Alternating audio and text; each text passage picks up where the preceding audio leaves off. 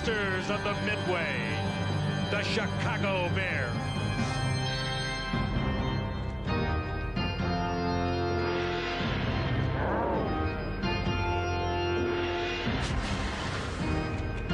The creatures from the north, the Green Bay Packers. For years, they have been at each other's throats, looking to extract that pound of flesh.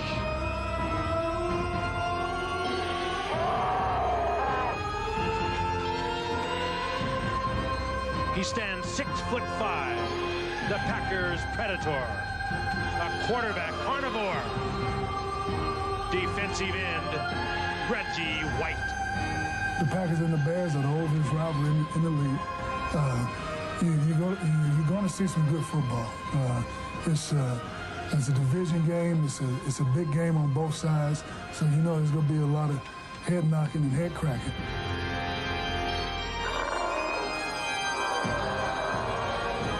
Halloween is upon us. Your presence is required. Tonight, for ABC's Monday Night Football.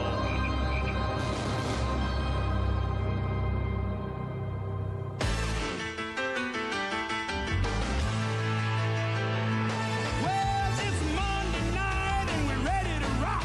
Time to catch all the hits, the bangs, and the blocks. It's a classic matchup coming your way.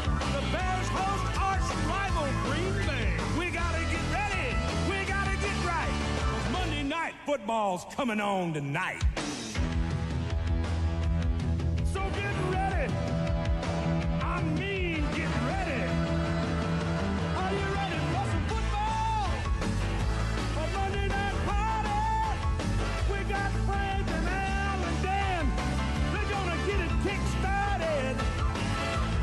Lynn and the crew's all set. The crowd is psyched. 'Cause all my rowdy friends are back for Monday night. The skyline of the city of Chicago, the Windy City, and it is windy, and it is raining at Soldier Field, where tonight the Green Bay Packers take on the Chicago Bears on Halloween Eve in the longest continuous rivalry in the National Football League's history, the 147th time they've met. Hello again, everyone. I'm Frank Gifford with Al Michaels and Dan Deerdorf. And guys, we've got some weather. This is about as bad as I've seen it in a long time. I don't know whether we should have dressed up as the Three Stooges or the Three Frozen Turkeys tonight. Woo, it's brutal. Some people think we're the Three Blind Mice. Tonight, I think it's the Three Drowned Rats. Well, these Packers and Bears are going to have to put this all behind them. The wind blowing and gusting up to 45 miles per hour. Big game here in the NFC Central Division. The Minnesota Vikings lead the division. They're 6-2. The Bears coming in tonight at 4-3. They need to win tonight to stay within one of the Minnesota Vikings. And meanwhile, the Green Bay Packers, a team many thought would win this division, preseason favorites to do so, are 3-4. If they lose another one tonight, they drop 3 back out, and they can forget about the division championship, and they talk playoffs, they'll be talking wild card. And 3 of those losses have been excruciating, including 1 in overtime, Frank. This was supposed to be the breakout year. They've been 9-7 in each of Mike Holmgren's first 2 seasons. Defensively, they've been playing extremely well. They're giving up less than 14 points again, led by the great Reggie White. But offensively, they are led by their quarterback, Brett Favre. He will start tonight. He suffered a bruised hip and missed 3/4 of the Minnesota game, but he's been erratic and inconsistent.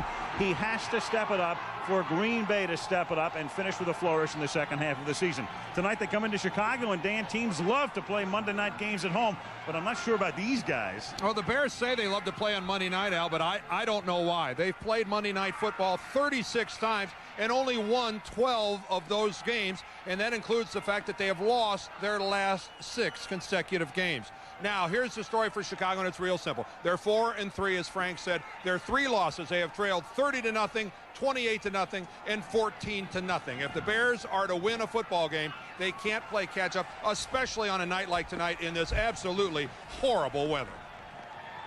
And what about the field conditions? Let's get a report from Lynn Swan on the field. Swanee?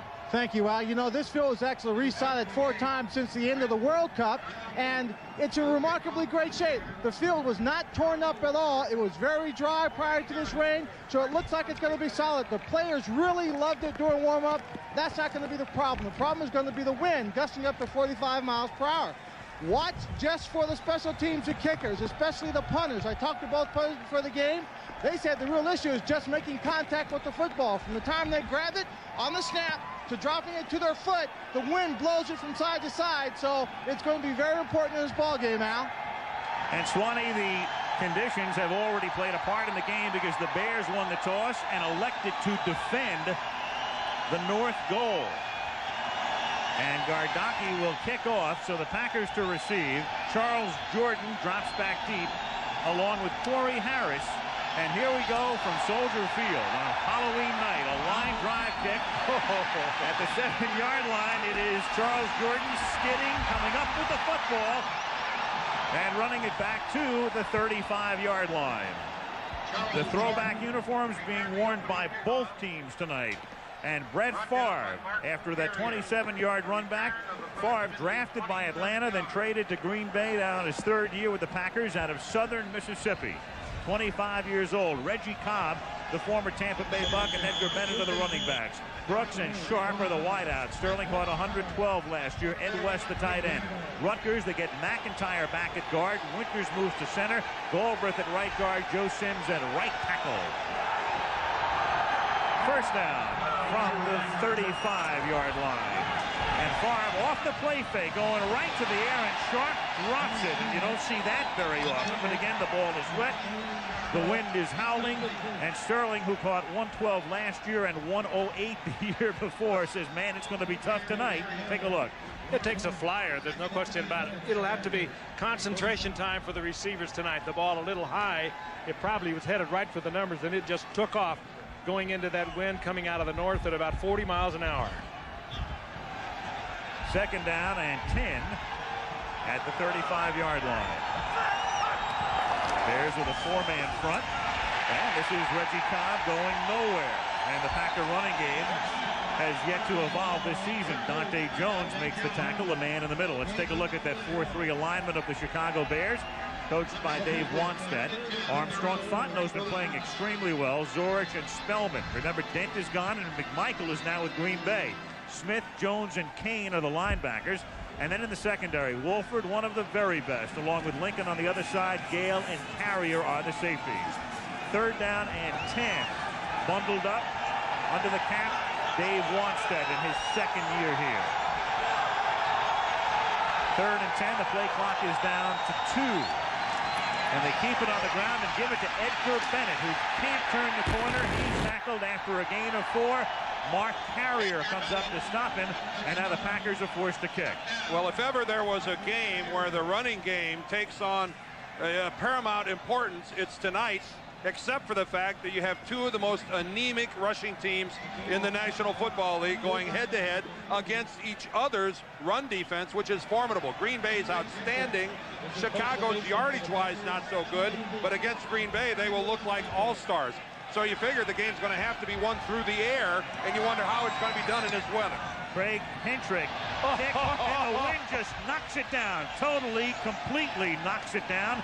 And the ball is down at the 34-yard line. He had no chance.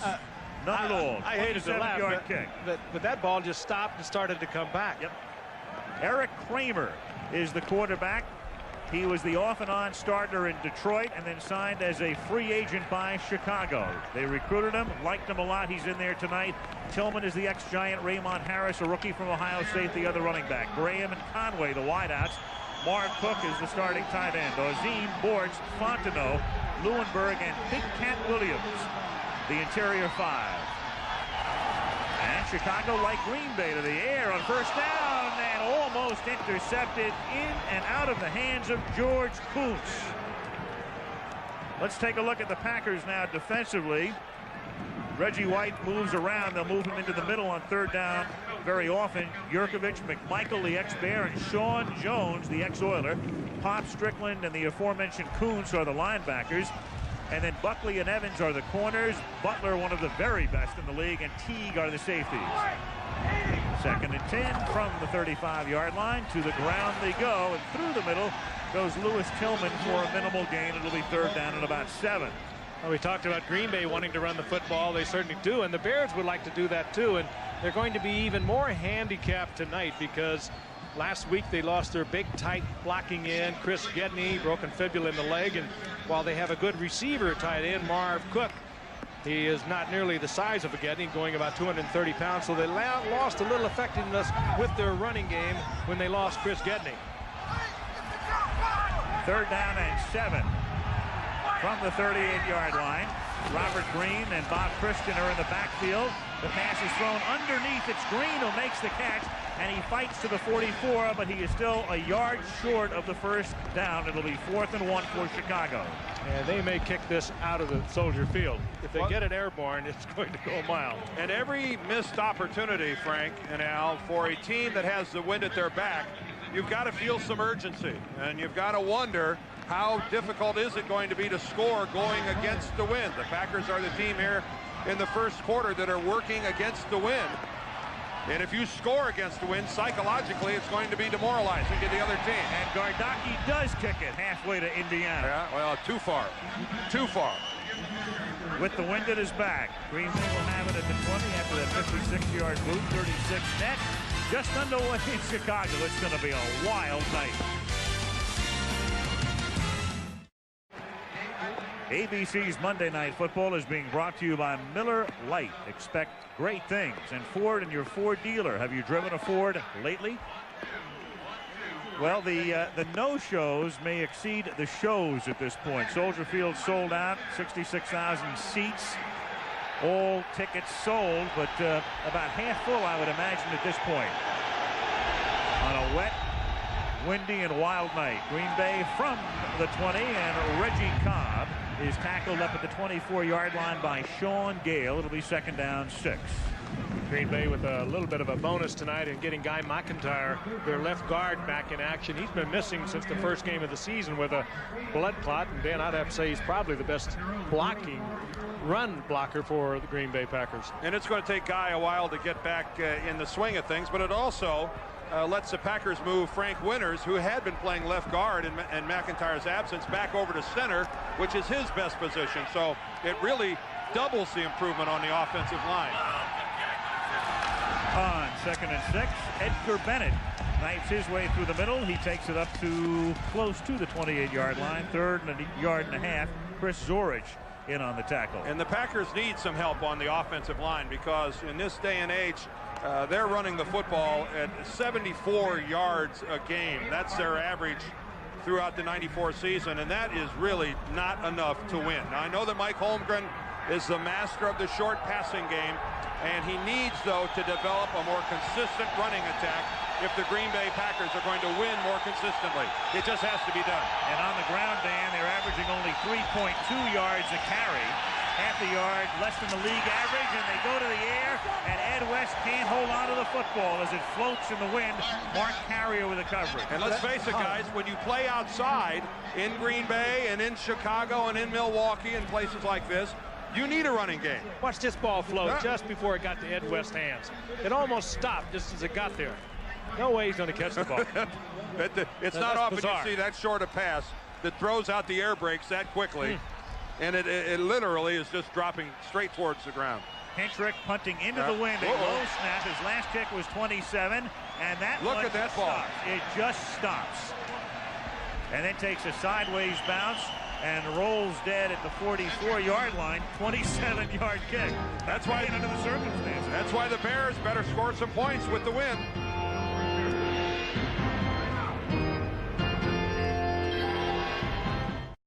Back to the Pro Bowl here in Honolulu. Yeah. Right. Halloween night in Chicago.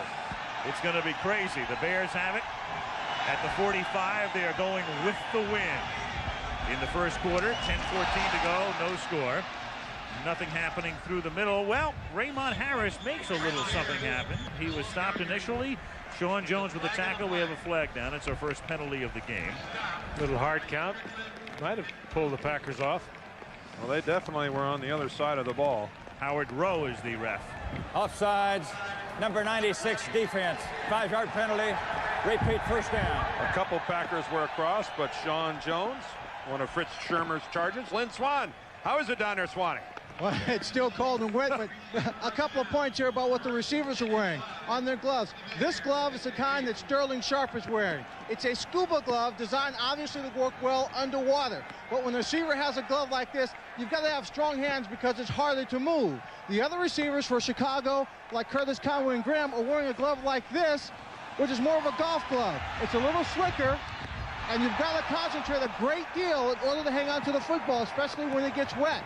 Some of the guys aren't wearing any gloves at all. Most circumstances, when I was a player, I never put gloves on because when it gets cold and wet, you lose the feel in your hand. So you got to take the gloves off to keep it back. Hal? Well, that pass was to Jeff Graham, and it looks like he's wearing the scuba gloves, and it slipped off. Well, the scuba gloves, I wore the scuba gloves when I played. They're really great for retaining heat. They're best in the cold.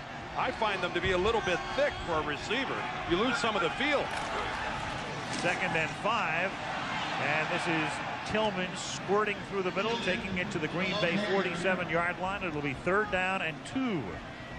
Reggie White in on the tackle, playing beautifully, not only in terms of sacks, where he's averaged about 1 a game through his career, but also run defense. Well, what he does for everyone on a defensive team, and what he's done for the Packers since arriving here, not only, as you said, Al, rushing the passer, but against the run. Well, the game you get into a nickel defense, they move him on the inside, and he helps this man, Sean Jones, so much, but he is such an incredible force. 13 sacks between the two of them. 3rd and a short 3. And Tillman picks up the 1st down. He gets to the Green Bay 35-yard line. Teague and Butler with the tackle. Well, there's a well-executed running play by the Chicago Bears. A crease right off left guard. Take a look at this. McMichael is number 90. He gets pushed to the outside by Bortz. And he just pops right between McMichael and Jurkovich.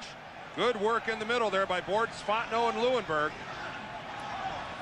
13-yard gain, 8.5 minutes remaining. First quarter, no score. Chicago going with the win. 1st and 10 at the 35. A fumbled snap. He juggled it, but he gives it to Tillman, and Tillman turns it into a 6-yard pickup. Butler comes up from his safety spot to make the hit. That's just good action on the part of Tillman. He was stacked up right at the line of scrimmage and just kind of popped to the right, looked for the little gap, squirted through one, picked up good yardage. And this time Eric Kramer had a difficult time coming away from the center. Jerry Fontenot, a little slow getting there. And by the time the ball was exchanged, the hole had closed, and Tillman made a good move to pick up the yardage. 2nd and 4 from the 29-yard line, and again it is Tillman. He goes next to nowhere. Remember, Neil Anderson retired very quietly. They picked up Tim Worley last year, but he's out again with personal problems. Merrill Hodge, another running back they picked up. You heard about his situation, 2 concussions, and he has retired. So it's Tillman and now a rookie out of Ohio State who has to pick up the slack, and Raymond Harris. And of course they lost Chris Gedney, their starting tight end. They're really good blocking tight end in the last game they played with a broken leg. A game last week against Detroit. So it is an entirely new running attack for the Bears. 3rd down and 3. Kramer off the play fake, has time, throws underneath at the 24-yard line. The ball is loose, and Chicago has it, and it should be a 1st down. That will be a completed pass. That was a live ball. It bounced off of somebody. Jeff Graham, I think, is the guy, the Chicago Bear, who made the catch, and then Chicago is able to recover, and we'll see where they spot it. They needed to get to the 25 for a 1st. Well, he's going to be very close. Kramer just drills one into Graham, and he loses it right here. It goes up in the air, and it comes right back down into his arms. Well, the ball's about 2 feet short of the 25, so it's a 4th down. Right, but what a bounce. The fumble recovery at the 26, and they give it to Raymond Harris, and he tries to pick up the 1st down and does not appear to have it. I don't think he got there. He had a good second effort. Pack is saying no. It's also Wanstead's first decision of the night in terms of a field goal attempt with Butler from 43 yards with the wind. Well, sometimes when you get this much wind, it's really erratic. We're going to have a measurement. Howard Rowe wants to take a look at it. It's wind shear more than a prevailing wind. That's right. Sometimes you get so much wind that it's really not a help as far as kicking a long field goal. Reggie White steps over the block, gets in there and makes the play. And they are short. He makes the play. Talked about him being a force against the run. Just slanting down the line of scrimmage. And the ball turns over and goes back to the Packers. So Green Bay takes it for the third time in the game. 6:12 left first quarter. No score on Halloween night in Chicago. Miami takes on Big East rival Syracuse. Wisconsin tackles Ohio State. Or Southern Cal meets Washington State. Saturday on ABC's College Football. Tuesday night, a big night. Prime time on ABC, beginning with Full House and all the way through the evening. NYPD Blue. And then on Wednesday, that lineup, Thunder Alley, All-American Girl, Roseanne, and Turning Point coming away right here on the American Broadcasting Company. 6:12 to go. No score. First quarter. Packers have it. First down at the 25-yard line. Edgar Bennett. And Bennett picks up about 7. Bennett's a guy averaging just 2.7 yards per carry. They like him in particular as a receiver. Sean Gale in on the tackle. And he fits the type of player that Mike Holmgren would like to see more of in Green Bay. Well, he does so many things. And when you play offensive football for Mike Holmgren, versatility better be somewhere in your package, because this is not just your conventional offense that looks at the running attack one way and the passing game another. They're all kind of blended into one run-pass philosophy. It's the West Coast offense that everybody seems to like these days. Reggie Cobb comes close to picking up a first down. That reception, by the way, by Bennett was his 43rd, and that's one more than Sterling Sharp. You know, back to Michael. The way Dave Wanstead characterized it last night, he said it's a system offense and you fit into it. Right. You do change it and vary with personnel a little bit, but it is a system of offense, and he wasn't concerned who started at quarterback tonight because he knew exactly what they were going to be doing. They were going to be running the system. Back to Wanstead's decision a second about not to go for the Butler field goal. Would have been, what, 43 yards? Right. I wonder how much came into play there, the difficulty with the snap, the hold, and the placement on the wet field. Very soggy field. The wind is a fact, because you can get so much wind that it's a factor in blowing the ball one way or another. But I'd have to think that the footing, the snap, and the hold probably had as much to do with it as anything else. And if you don't make the first down, you still leave the pack going against the wind, and you figure you're going to get the ball back. Yep. It is 3rd and inches. Holmgren, the offensive coordinator at San Francisco, 9-7 in each of his first 2 years, and to the playoffs last year where they beat Detroit in a wild card game. Boy, there's a power formation. And through the middle and picking up the first down goes Edgar Bennett. Oh, Jerry Kramer and Fuzzy Thurston and Forrest Gregg watching this game somewhere tonight. They like that formation. That's the way the old Pack used to line up and get after it. Hand it off to Jim Taylor. The ball at their own 40. Good looking play there by the Pack. Walling them off. Good block there by Ken Rutgers. McIntyre appears to be right back in the swing of things. Number 62 picks off a pair of Bears. They're going with 3 offensive linemen set on the left side. Hutchins is on the left end. A little toss. Bennett goes nowhere. Tackled for a loss behind the line of scrimmage, as Vincent Smith was there to trip him up. Smith did a nice job of reading that, scraping off the corner. He came off the corner unblocked. There was nobody out there to take care of him, and that put an end to that play.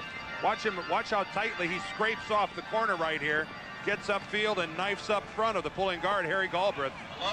Excellent play by Smith, the former Dallas Cowboy. And it is a tough night here on the shores of Lake Michigan. 2nd and 11. Favre throws, and it's incomplete. Intended for the tight end, Ed West. Sterling Sharp was also in the neighborhood. Well, I'm not sure he was intended for the tight end. It wound up going in his direction. My guess is that Soldier Field here is probably 3/4 of the way filled, maybe 2/3, and I think that has a lot to say about Gale Sayers and Dick Butkus. You're right, Al. It was intended for West. He looked him right in the eyes and threw it about 10 yards to his left. This is a tough game to sit through if you don't have a vested interest, and I think a lot of these folks are here to see the halftime ceremony. Ideally, you keep your passes short, go with the draw play, throw underneath and let them run, or do this. Here's Bennett on a sweep behind McIntyre. And the blocking doesn't develop, and he's stopped at the 41 by Dante Jones. So each team has been limited to 1 first down with 3.5 minutes to play in a scoreless first quarter. I think going against the wind, you almost have to give up throwing the ball upfield. Throw it in the flat, let a back run with it. Little short dink over the middle. That's about all you're going to be able to do. They have marvelous football fans in Chicago, and a turnout like we're witnessing here tonight is testimony to that fact. Hendrick to kick each of his first 2 kicks, 27 yards. Curtis Conway has dropped back. And this is a low kick, and again the wind knocks it down. He gets a fairly decent bounce. It rolls dead at the 32-yard line, and that's another 27-yard kick. 81 divided by 3. He's averaging 27 yards a kick. Boy, you are really good. Amazing, amazing. Yeah, take a look at this punt. You think there's a whole lot of wind? Check this thing going from right to left. I'd like to be on the other end trying to catch it. Before the night's over, the ball's going to hit somebody, and somebody's going to recover a punt because inadvertently somebody's going to get hit by it. Just a bit outside. Yeah.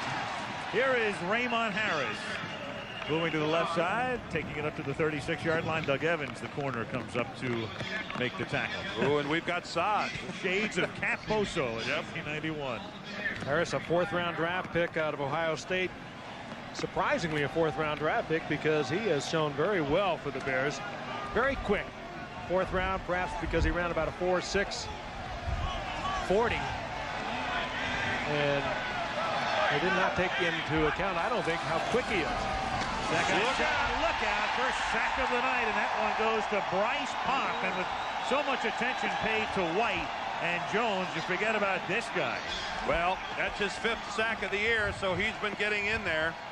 On a nickel situation, what the Packers do is that they put Pop at Reggie White's position at left defensive end and slide Reggie down to the inside.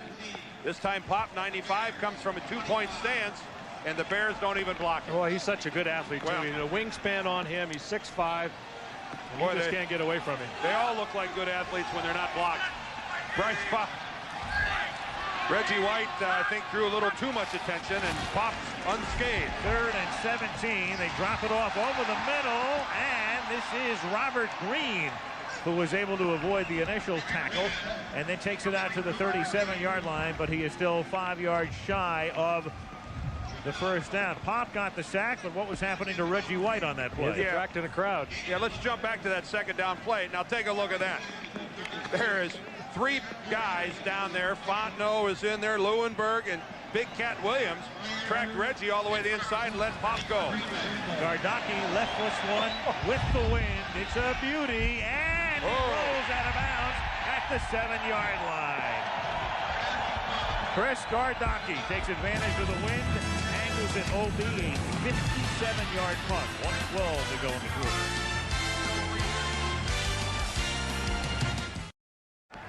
There is Dick Butkus. One of the reasons we have this crowd. Dick Butkus and Gale Sayers will have their numbers retired tonight, and I think that a big part of this crowd is here just in support of them. 51 on the left for Butkus, 40 on the right for Gale Sayers. Boy, I bet they're excited about walking down there in the middle of this. Dick said something to me that I ain't going. He'll be there. We'll cover it in halftime. Prudential Building saluting them in Chicago from the 7-yard line. Bennett picks up about 3 as he takes it to the 10-yard line. It'll be 2nd and 7. Well, we go a little south next week. Oh, too bad, huh? Yeah, it's the Giants against the Dallas Cowboys from Irving, Texas. The Cowboys now with a record of 7-1 after their win yesterday. And the Giants struggling and snake-bitten right now, losing in overtime. Upset about the officiating as well. They've dropped 5 straight. Trying to get things turned around next week. The Giants and the Cowboys. Great NFC East rivalry resumes on Monday Night Football. Chicago just took a timeout with 1 minute and 2 seconds remaining in the first quarter. And the reason Wannstedt did that is they want to hold them here deep in their own territory so that the Packers are forced to kick another 27-yarder by Hentrick. Right. Although Dave Wannstedt has to be disappointed that in the Bears' possessions here in the first quarter, with only a minute and 2 remaining, that they haven't scored any points. You'd have to think that any points in this game are going to be scored with the wind at your back.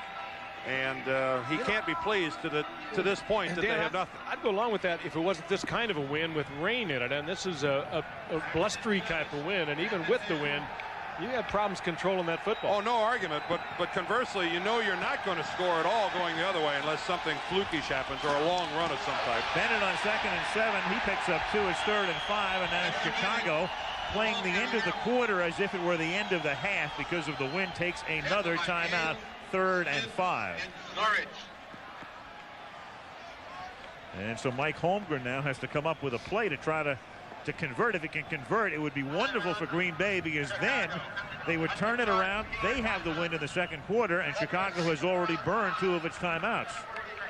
Holmgren, of course, calls all the plays for quarterback Brett Favre.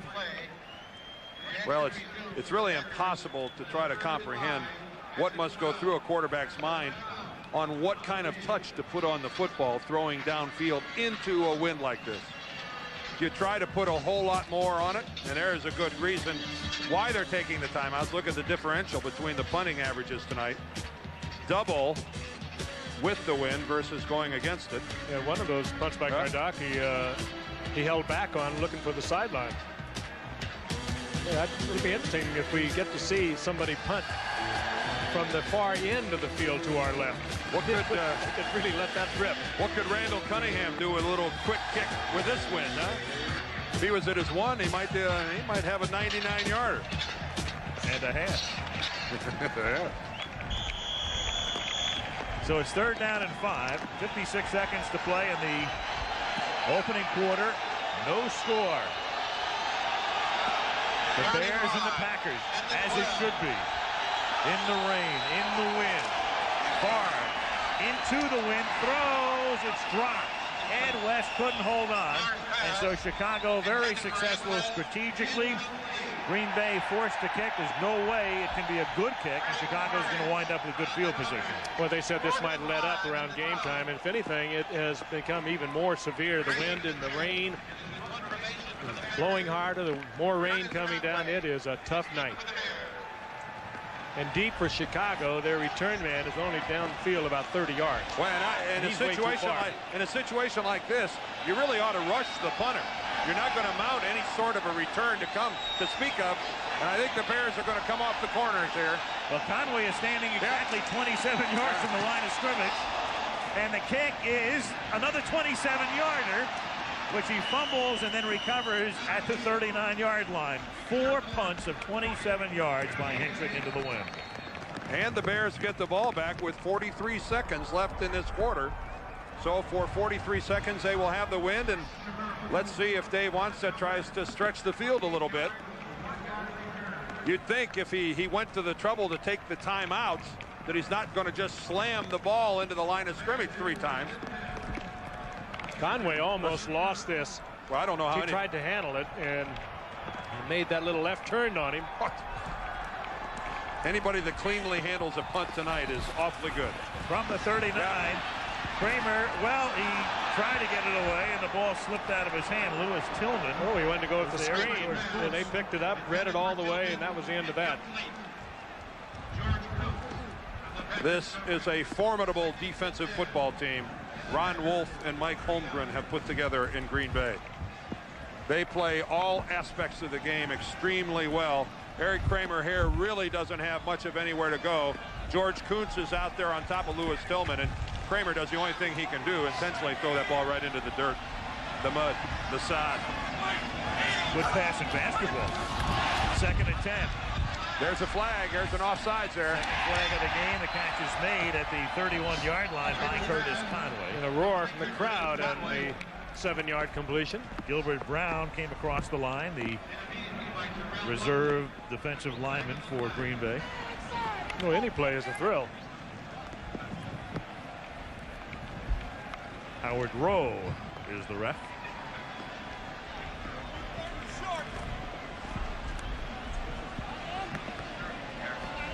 And Howard obviously indicated the penalty against Green Bay. So what do you guys want to do? He's asking Eric Kramer.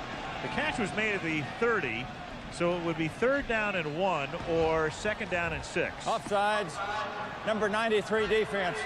Penalties decline. Brings up 3rd down. Well, they didn't even hesitate. They sent the 2 tight ends in. They're running set. So you knew that they were going to go with the 3rd and 1. 3rd and 1 at the 30-yard line. Under a half minute to play in the first quarter. That's Ryan Wetnight in motion. And it is intercepted at the 36-yard line by Bryce Pop. Pop into Chicago territory. Takes it to the 42-yard line. Tackled by Kramer. Tried to get it over the 6'5" Brian Pop. Set a little slant pattern. Pretty strong quarter here for Bryce Pop. A sack and now an interception. That's the 2nd of his career. And what a strange call by the Bears on 3rd and very short, going to the air to throw the football.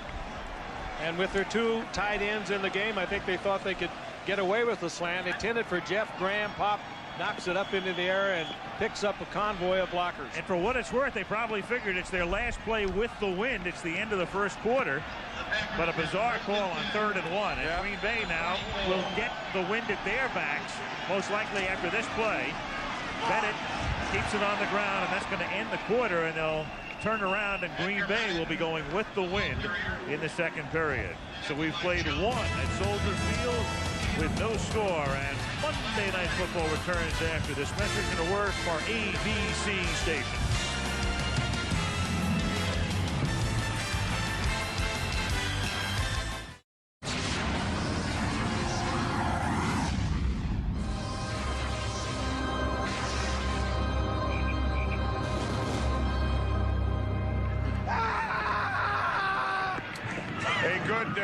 A good look at defensive tackle Chris Zorich's reaction to the Bears play calling with that interception by Bryce Pop.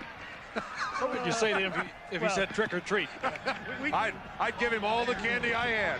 We took a little literary license with that. A little. Hey, but sound effects are all right. Why not? 2nd down and 5.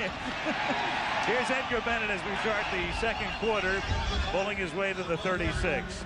Al Michaels, Frank Gifford, Dan Deerdorf, Lynn Swan at rainy and windy Soldier Field. And let's take a look at the numbers for the first 15 minutes. I bet these are biggies. Itty bitty little numbers for you on Halloween Eve. The awesome Green Bay passing attack with a total of 0 yards.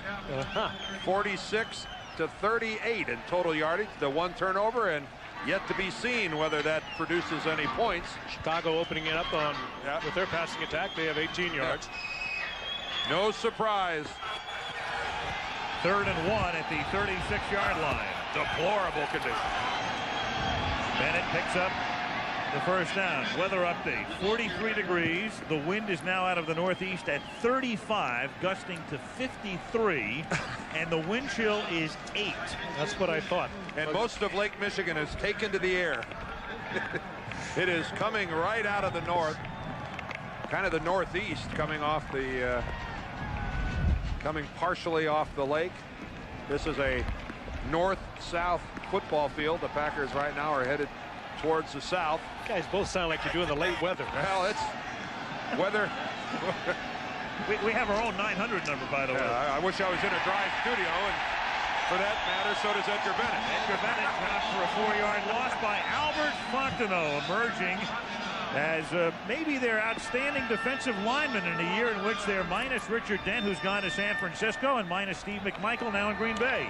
And he needed to come on because the Bears need some help inside. Zorich, a good run player, but not a big pass guy. And that is just overpowering the man in front of you. He just blows Harry Galbraith backwards. That's a tremendous move by Fontenot, who must have watched Reggie White play 11 days ago against the Minnesota Vikings. 2nd and 14 at the 37, and the Green Bay Packers have to take a timeout with 12:56 to go in the first half. On Halloween, no score.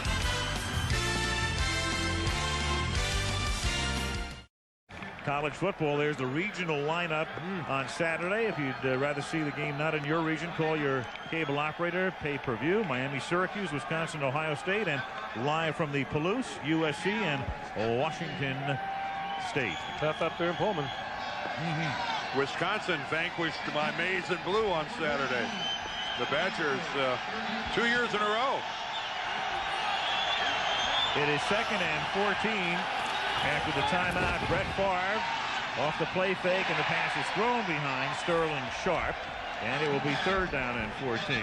Tell you what, the jury's in on one thing, guys, and that is a lot of questions about how this field was going to hold up. It's the 3rd time that Soldier Field has been resodded so far this football season, and a lot of concern, and it looks to me like it's holding up fairly well. It's in pretty decent shape considering what could only be construed as miserable circumstances existing here.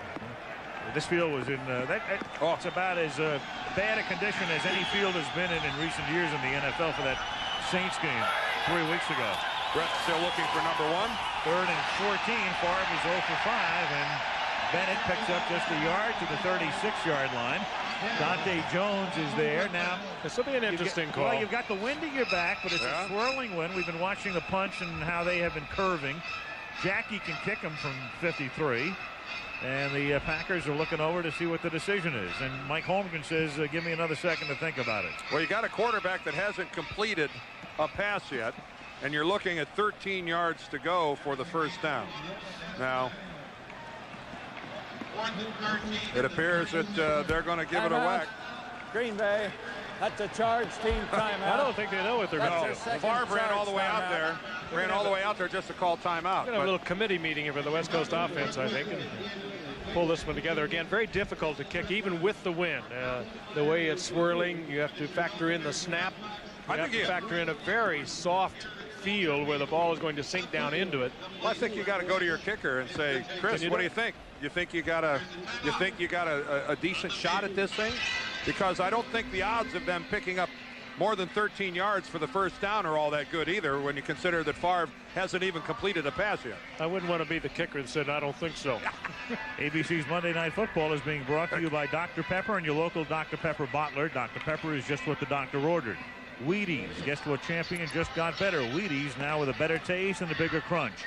And Lincoln Mercury and the complete line of 1995 Lincoln and Mercury automobiles. And here is the decision. And the decision is a punt. A punt? Punt. I guess he volunteered. Well, needless to say, Jackie doesn't think he can do it. Well, the key for Hentrick here now is to get it out of bounds, because if he's going to kick it straight, the wind will just sail it halfway to Gary, Indiana at this point.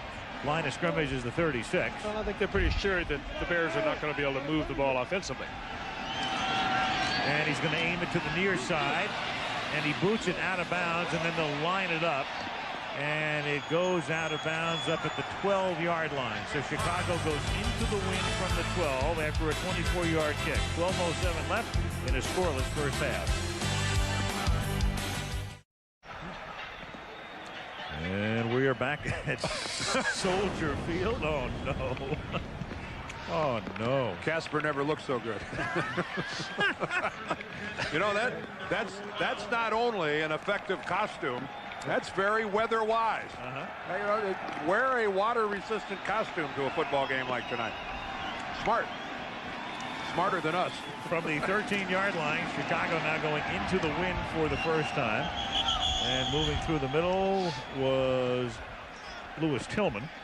We hesitate here with these uniforms and the numbers so small on the front. It's a little difficult with the throwbacks. You know, years ago the numbers there, the numbers on the front, on the backs they were a lot smaller, and obviously the older years. Well, the Bears uniforms actually go back to the 1926 season. Right. Ironically, on October 31st of 1926, they beat the Akron Indians 17-0. How's that little trip down memory lane? Whoa, there's a fumble. It's Tillman who coughs it up, and the fight is on. The last guy to come up with it wins. I think the Packers got it. Harris was in there grubbing away for it. Nothing yet from the officials. It doesn't matter who has it now. It's who's going to have it when an official sees it. Green Bay. That's one of those deals where the ball could have changed hands 2 or 3 times at the bottom of that thing. Fred Strickland comes up with the football. I don't think Tillman ever handled the football. First of all, it was Pop who actually was right in Tillman's face. Tillman was not looking at the ball. He began to make his move away from Pop before the ball was handed out. Seeing Tillman never had possession of the football, that will be a fumble against Eric Kramer, the quarterback. And watch this, the ball just pops right out. Well, I'll tell you, you could almost give the forced fumble to Pop. That was a terrific move on his part. It's a perfect way to describe it. Pops right out, and popping through the middle is Cobb down to the 2-yard line behind a block by Edgar Bennett, very close to a first down. And in a game where you would think that a field goal, just 3 points, would be a huge score, the Packers here are looking to stuff it into the end zone for a touchdown. And this could be an extremely costly mistake by the Chicago Bears. And it is 2nd down and 1 at the 3. And a lot of this football game has been played right through this little area, and the field is beginning to deteriorate rapidly. Yeah. And you got McIntyre back, you got Winters at center. I'd hammer this baby in there. Bennett hammers it in there. Touchdown, Packers. No time for Favre to complete his first pass. The first swing of the hammer.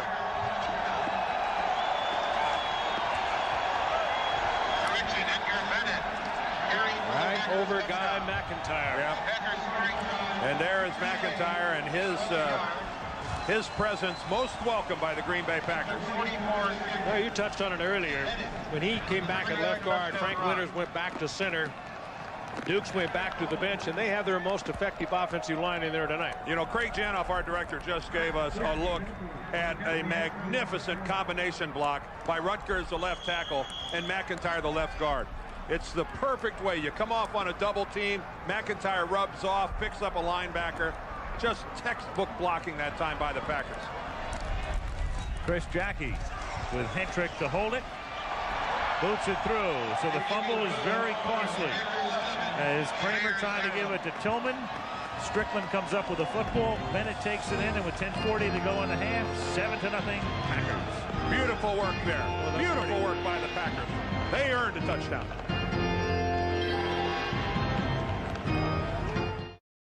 Rainy, windy, Soldier Field in Chicago. Temperature in the low 40s, wind 35 miles an hour. 7-0 Green Bay as they capitalize on the turnover. Robert Green, the deepest of 3 to receive. Chris Jackie's kick, which will be booted with the wind at his back. Look at that short stride he'll take, making sure that he doesn't slip on the field. Now, is that a balk? What did he do there? Is that a balk? Did he miss the ball? Runners advance. Looked like Charlie Brown. I don't think he thought it was time to kick the ball. Well, I love this. Well, now, just for the moment, can you imagine, would this be the wildest of all time? And not only that, but we've got a flag thrown back at the 30-yard line. Byron Baker figured, why not? He didn't know what was happening. Now he's going to plead his case. Well, even the referee is laughing. Until the ball is struck, I don't believe it's in play. No, I hardly think so. We've seen some weird plays this year. That run back in the Saints-Rams game last week when everybody thought the ball was dead in the end zone by Robert Bailey. No. Come on, you at least have to kick. If he made contact with it, I didn't think if he made any contact with well, it, the ball is just sitting there. That's different. And it's a live ball. I don't believe he made contact with the football. The ball just stayed there. No, the ball just stayed there. He didn't touch the football. That's what they're discussing right now. Whoops. No, I'm not going to kick it. No, he just stopped for some reason. Well, if the replay rule were in effect, this would be a very easy discussion to end right now. Maybe we can find out why he stopped.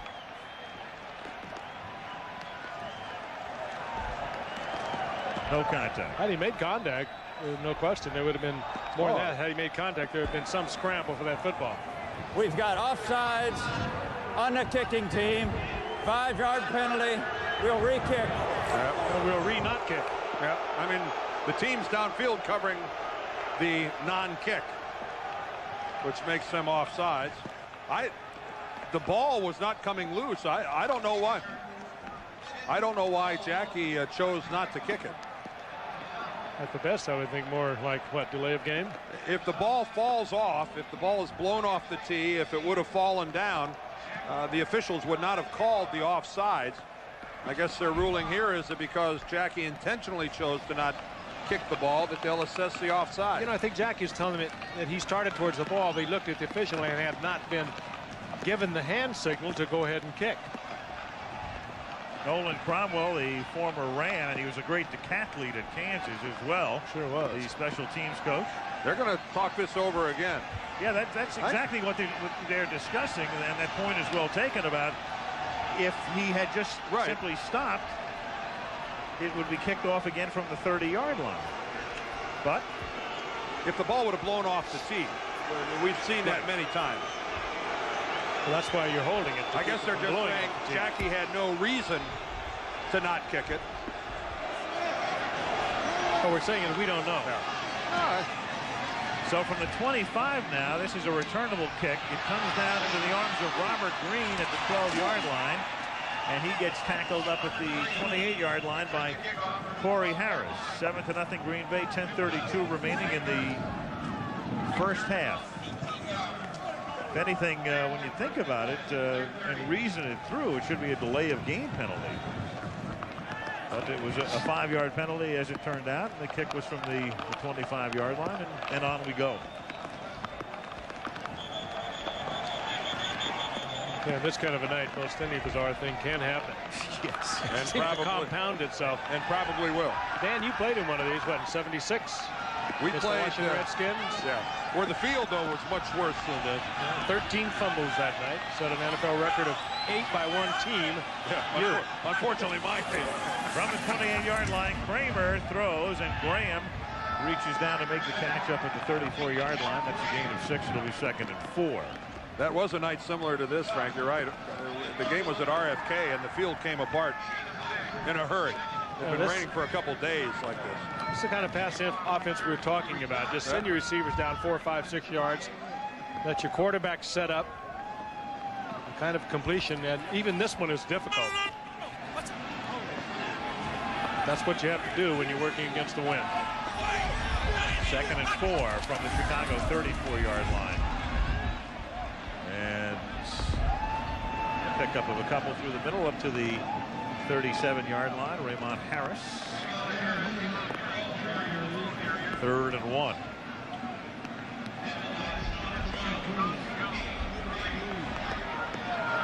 Third and a yard up at the 38 with 9:30 to play in the first half.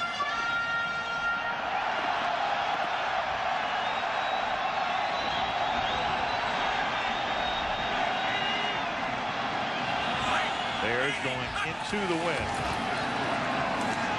And struggling and fighting is Tillman, and he's close to a first down. I think he had it on the first surge. They drove him back, but it looked like he had the first down. And does at the 39-yard line. So first down for the Chicago Bears. Boys, it's great to be here at the Winter Olympics, isn't it? I feel like Bela Schnitzel once again. We have gone with a layered look tonight. We've got jacket upon jacket upon jacket. It's actually a Green Bay Packer jacket, isn't it? I want to thank the Packers for being kind enough to send up one of their jackets. I'm totally impartial, but I'm glad to have it on. Community-owned team, they'll bill you, I'm sure. From the 39-yard line, Tillman for a couple. Hey, the key is the bottom layer. Thermals, baby. Is that it? That's what it is. Well, we're more fortunate than some of our cameramen and some of our sound guys that are having to work outside tonight. Plus and you notice we're even in the Halloween spirit here. We've got cobwebs up in the booth, and we have cobwebs when it's not Halloween in our booth. Hello. Anybody home? This is it's tough for the players, and mistakes will determine who wins this ball game. One mistake has already led to a touchdown, but it's fun to watch.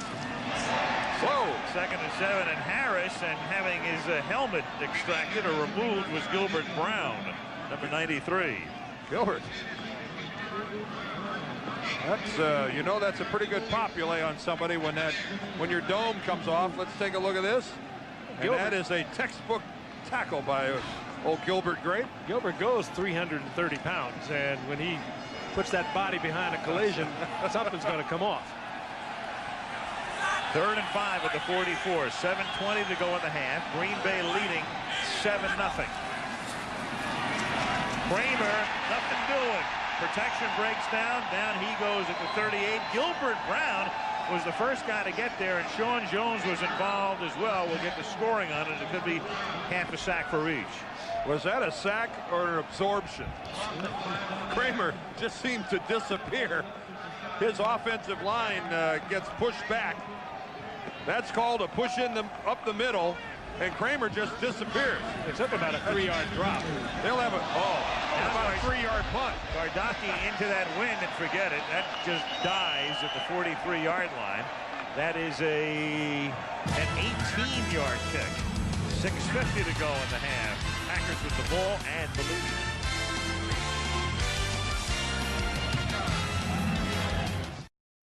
Think there's much of a wind blowing here, guys? Early in the first quarter, Lynn pointed out the punters might have a tough time even dropping the ball.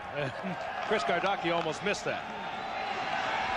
That was a 19-yard punt officially. It's the Packers on first down, and Reggie Cobb exploits a big hole, takes it inside the 45 to the 43-yard line. Reggie Cobb coming into the game, his longest run of the season was 16 yards, and that was the longest run by any Packer this season, and that was 14. Again, going over the left side where Guy McIntyre gets a good block, and Cobb pops through the hole and gets the first down. But they are happy to have McIntyre back tonight. And Cobb got a good lead block by Edgar Bennett that helped spring him as well. First down at the 44. Bennett again. And just some housework we'll clean up here on that last series when Brown got in there, and we thought that Jones might have gotten a half a sack. Scoring gave the whole sack to Brown for Green Bay.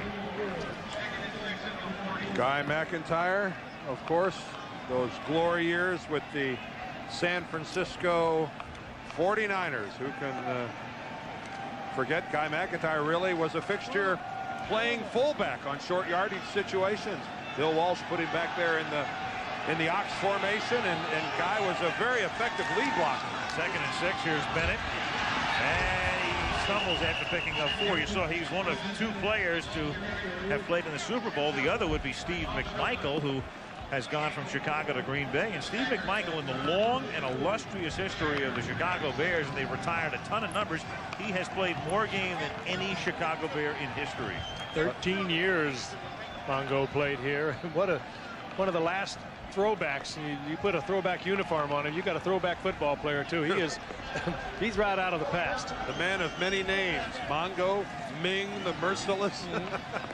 Loves to whomp up on rookies. Comes up and screams in their ear, in their face. 3rd and 2, and now Green Bay is going to take a timeout. So a critical play coming up here, and that's their final timeout. Chicago has used 2 of its 3, and we have 4:56 to play. And well, it's interesting that the Packers, it would figure in this weather, but the Bears have thrown a lot more than you would think under the circumstances. Yeah, you wouldn't think that the Bears would almost be even in their play selection, rush and pass. 13 rushes, 11 passes. It's a dangerous situation for the Bears right now because they're playing a team that has both the wind and the lead with a little less than 5 minutes left here in the first half. And if the Chicago Bear defense was to come up with a big play, if they were to stiffen, now would be a very opportune time to do it. I think for Green Bay, they're in a 2-down situation, even though it's 3rd down and a long 3. They're not going to try a field goal. They're going to go on. Yeah. They're going to go on 4th down, even if they come up short. Brett Favre has got the team with the lead, but he's not yet. Who still hasn't completed a pass, and who cares? He gets in trouble many times by trying to do it all, trying to force things to happen.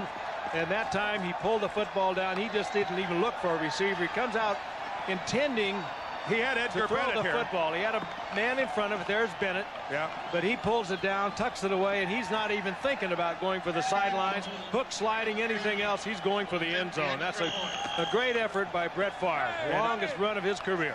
And Edgar Bennett did a pretty effective job of just running Mark Carrier all the way out of bounds. And Green Bay Packers now take a 14-0 lead, and we documented early how the Bears have fallen behind in their 3 previous losses, 30-0, 28-0, and now 2 separate times they've trailed 14-0. Good job by Bennett. And then the leap by Favre. 30. You gotta love a player like that. 36 yards, and we said before, all season long, their longest run had been a measly 16 yards, and he more than doubles it. Doing a little Randall Cunningham impersonation there, stretching out and going for the pylon.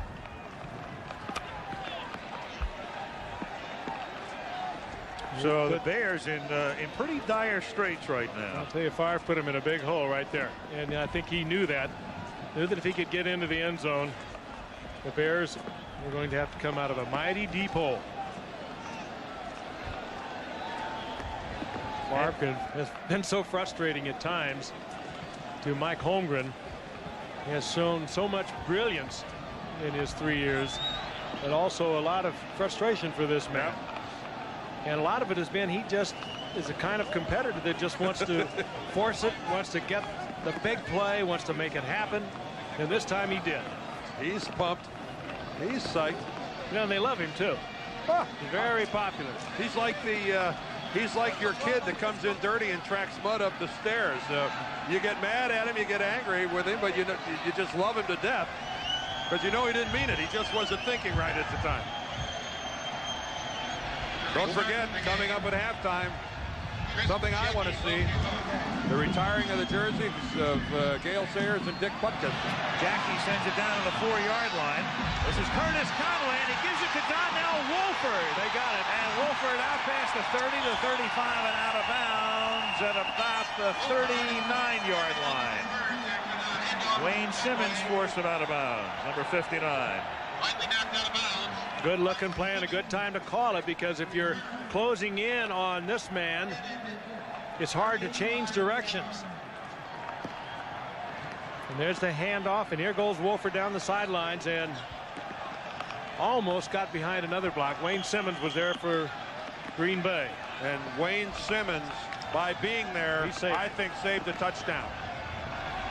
We also saw Mark Williams, number 51, a little farther upfield, but I think if Wolford's one-on-one, he gets a full field to make a move and make something happen.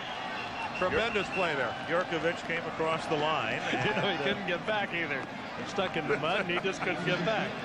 He was, I believe he was induced. We'll see. Oh, there's some bizarre things happening. Encroachment. Nope. Number 64 defense. Contact prior to the snap. 5-yard penalty. Repeat first down. Rowe has deduced that Jurkovich was not induced. Watch this. He just couldn't get his hand out of the mud. That's a dead play. Contact was made, and that's all there is to that. And it's reduced to a 5-yard penalty. Indeed it is. Jurkovich. That's a good football name, isn't it? John Jurkovich. First and 5 from the 44-yard line. Lewis Tillman is a little short of the first down. It'll be second and about a half a yard with 4:20 to go in the half. Oh, Gilbert lost his helmet again there. This is going to have to get another chin strap to keep that old bonnet on there, Gilbert. It's about the third time here in the first half that you've lost the old pumpkin. I think this is the last time the Packers are going to wear the throwback uniforms here in the '94 season, and I don't know that they'll be missed. I'll tell you that. You saw Tillman covering up that football. He fumbled a little earlier. That was the first time a Bear back has fumbled this season. Second and a half a yard, and Raymond Harris picks up that half yard.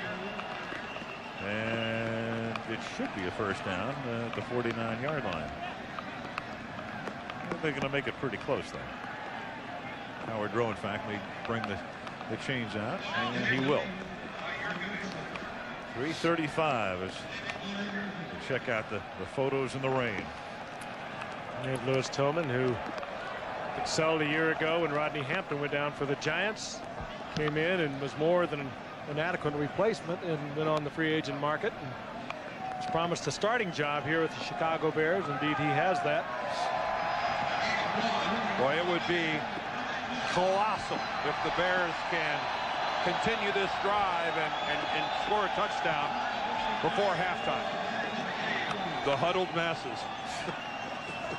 Give us your poor and you're tired. And well, none of those guys are poor. Right, not in this day and age. That's right. They may be huddled, but they are not poor. Yeah. The poor ones are making $162,000. Yeah. The members of the minimum wage club. 1st and 10 at the 49-yard line. Kramer, and as he throws, and it's picked off, and it is picked off again by Bryce Pop.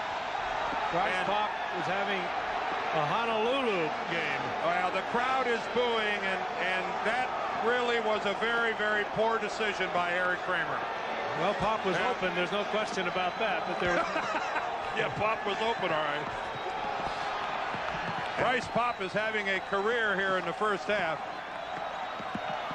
I don't know who he was trying to get the ball to. Well, Sean Jones was in his face. It could have been that Raymond Harris slipped and fell, and that might have been his intended receiver. Into the wind, though, with somebody in your face. And I think some of the Bear faithful are starting the chant for Steve Walsh. Walsh quarterback the team to 3 wins. When Kramer separated his shoulder, the ball is at the 46-yard line. And Bennett is stopped for next to no gain. Joe Kane in on the tackle. But as Dave Wanstead said, Dave Wanstead recruited Steve Walsh when Walsh was in high school and Dave was at the University of Miami. And he said, look, I know Steve Walsh better than anybody. Eric Kramer is the #1 quarterback. There is no question in my mind. Steve Walsh is a fine backup quarterback. And I'll tell you, those wins over the Jets and Buffalo and New Orleans, the Bears played great defense.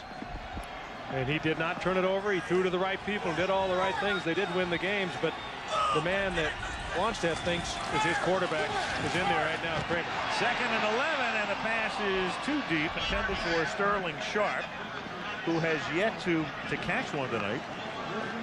Favre has yet to complete one tonight. 0 for 6. QB comparison coming into the game tonight. Kramer had thrown 8 touchdown passes and only 5 interceptions. Was 1 and 3. Steve Walsh was a very functional 3-0. I think you touched on it, though, Al. Dave Wanstead knows exactly what Steve Walsh is about.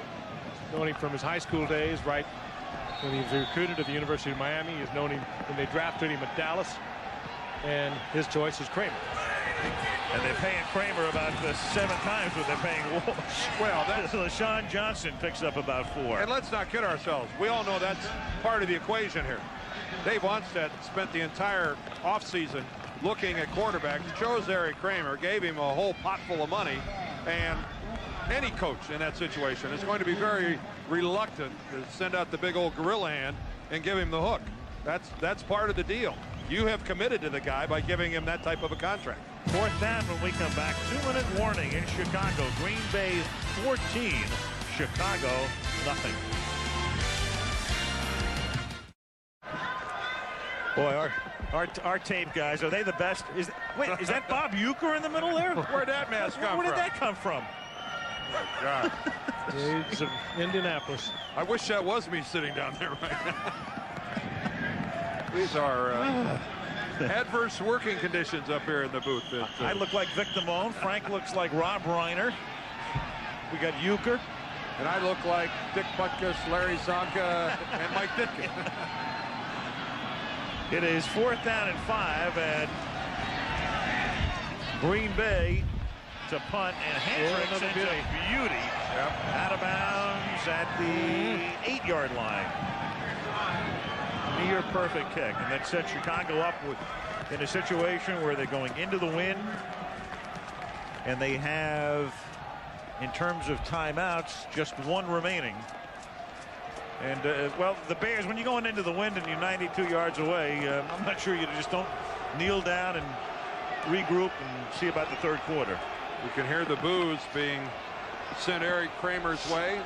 Dave Wanstead knew that he was going to take a tongue lashing at the expense here, delivered by the Soldier Field crowd. That's why he chose deliberately to have the defense introduced tonight before the start of the game. Wanted to spare Eric Kramer the wrath of the fans. There'll be more booing here. They're just going to keep it on the ground. I mean, why take a chance? Tillman picks up a yard. The ball carrier. You know, in the summertime, if it's 80 degrees, then you try to mount a 2-minute offense here, but not under these circumstances. And they're really helped a great deal by the fact that Green Bay doesn't have any timeouts left. The Packers could stop the clock and get the ball. Darn right they would. The Bears being helped immensely by the fact Green Bay's already used their timeouts. There's Ming, the Merciless, a.k.a. Steve McMichael. Mongo. Cut by the New England Patriots as a rookie. Ranks right up there with one of the great gaps in league history. And through the middle, Tillman picks up about 6, and we have a minute to go in the opening half. Remember, at the half, the retirement of the jerseys of Gale Sayers, number 40, Dick Butkus, number 51. They'll be saluted here. And then Brent Musburger and Peter King will be along from New York as part of our Toyota halftime report. You know, it's fascinating that Butkus only played 9 years and Gale Sayers 7 years, and they only played on, they both came in 65. They only played on 2 winning teams, never went to the playoffs. That's the kind of players they were. Both of them in the Hall of Fame. 2 of the greatest that ever played this game. 3rd down and 2. And Tillman struggles, and whether he picked up the first down or not is pretty irrelevant at this point because nobody's going to stop this clock. Not a bad draft in 65. Huh? They had 3 #1 picks. DeLong, remember him? Steve DeLong went to the Chargers. Had a pretty good career there. Chargers in the AFL. It's the end of the half. The crowd boos the Bears off the field, but they'll be cheering in a minute with Butkus and Sayers coming out. And in the rain and in the wind and with the wind chill at 8 degrees, the Green Bay Packers capitalizing on the turnover, and then Brett Favre running 36 yards for a touchdown, leading by a score of 14-0. Green Bay 3-4 coming in, and Chicago 4-3. So back we come with our halftime activities from Chicago after this word from our ABC stations.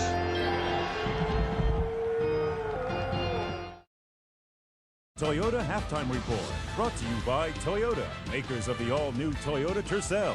These are the times. This is the car. From our New York studios, your host, Brent Musburger. Happy Halloween, everybody. Some weird things going on tonight. Soldier Field coming in disguised as a typhoon. One thing is so interesting. The Green Bay Packers, they always bring strange weather to the television set. Remember? Back in '84, it was the Packers in Denver, a freak snowstorm, the middle of October. The first play, the fumble, and it was Steve Foley to the end zone, and the Broncos win it 17-14 on a memorable night. Now these conditions, Gale Sayers, a rookie back in 1965. He scores 6 touchdowns against San Francisco. It was wet. They need Sayers. That's what the Bears need. And right now we're going to send you back to Soldier Field. They're going to be retiring numbers 40 and 51. And here's Al Michaels. Al? Thank you, Brent. The Chicago Bears, that proudest of franchises, are retiring the numbers of 2 men who played the game in distinctly different realms. Gale Sayers floated on air. His name itself has a lilt, and his running style combines silkiness with evaporation. Poof, there he went. Knee injuries chopped his career in half, and like baseball's Sandy Koufax, he came and he went too fast. His tenure was both fleeting and fabulous. 7 seasons were enough to make him the youngest Hall of Famer ever. On a football field and off, Gale Sayers was the epitome of elegance. While Sayers' feet rarely seemed to touch the ground, Dick Butkus was entwined with the ground. In our mind's eye, he's covered with dirt and mud and blood, and the sound effects are growling and grunting and snarling. He was rough and tough and mean, and he relished the role. He was the monster of the Midway, and the people having to block him every encounter was Halloween. To an offense, he was the epitome of terror. Pro football combines grace and style with controlled mayhem. And so it is with Sayers and Butkus. they embodied those descriptions. They are Chicago's Beauty and the Beast. Let's go to the field. Team.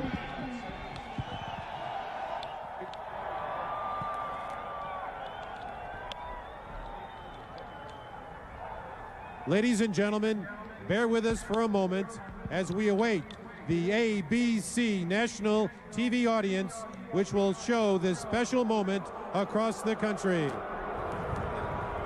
there. He wanted it in eight minutes. We're right there.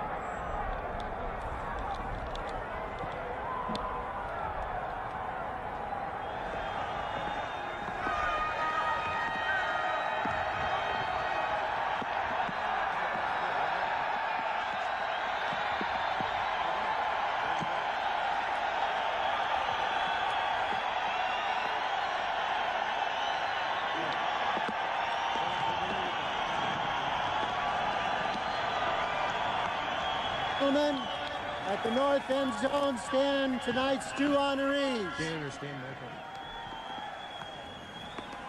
Is a man who played football with rare grace and instinctive elusiveness. He was able to run the ball at full speed and make a cut, leaving tacklers sprawling in the mud.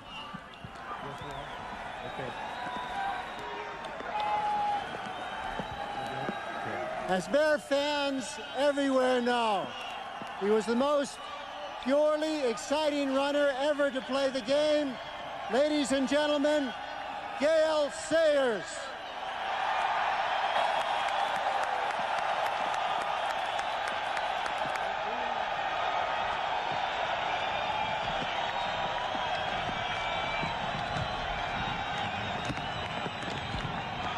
As Bear fans everywhere know, when we watch Gale Sayers run, we were watching a master magician at work.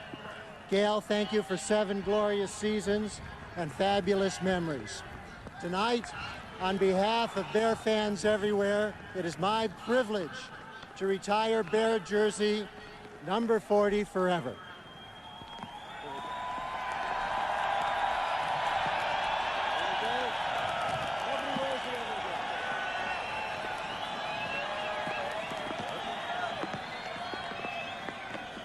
Thank you very much, Mike. It was a great honor to play in the National Football League. But I consider myself very, very lucky to play here in Chicago for you, the great Chicago Bear football fans.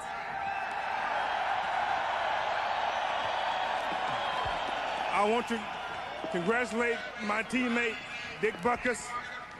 After my first year in the league, I prayed every week that the Bears would not trade me to another team because I would have hated to play against number 51.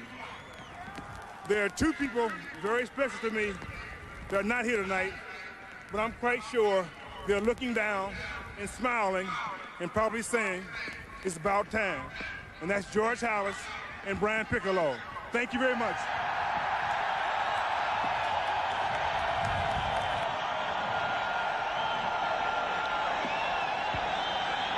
Again at the north end zone, our second Chicago's vocational high school. From there, he went to the University of Illinois. He played the game just the way it should be played. An elemental force on the football field. He could destroy a runner or a blocker. Ladies and gentlemen, game Dick Buckus.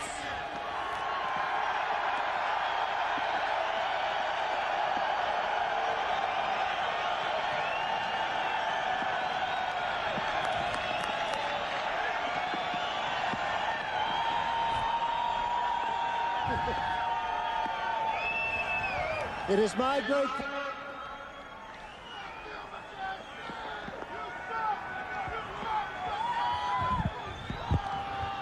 is my great pleasure tonight, on behalf of Bear fans everywhere, wind or rain or snow notwithstanding, to retire Bear jersey number 51 forever. the greatest linebacker ever to play the game, Dick Butkus.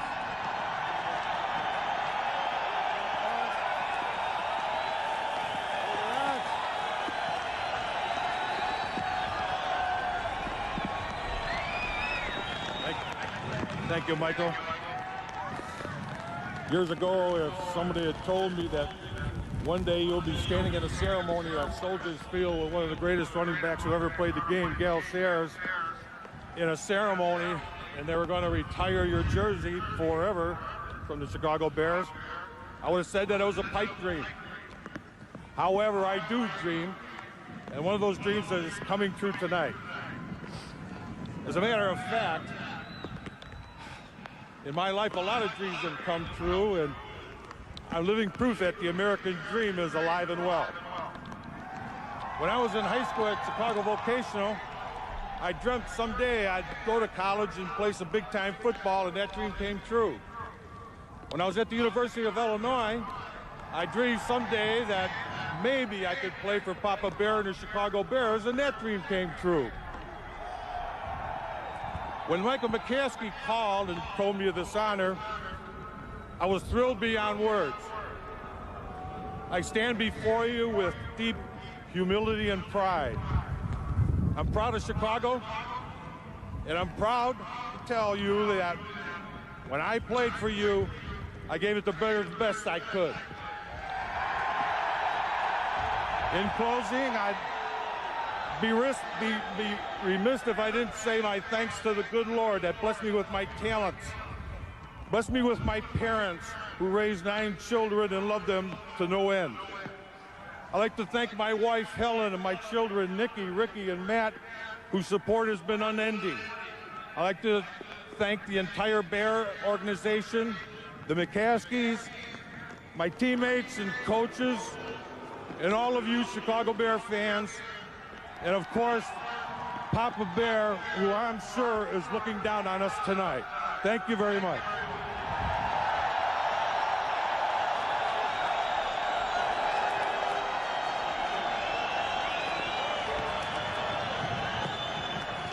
Chicago, the Loop, Michigan Avenue, the Wrigley Building, the Sears Tower, Butkus, and Sayers. Halftime, Green Bay leading 14-0, and we'll be back.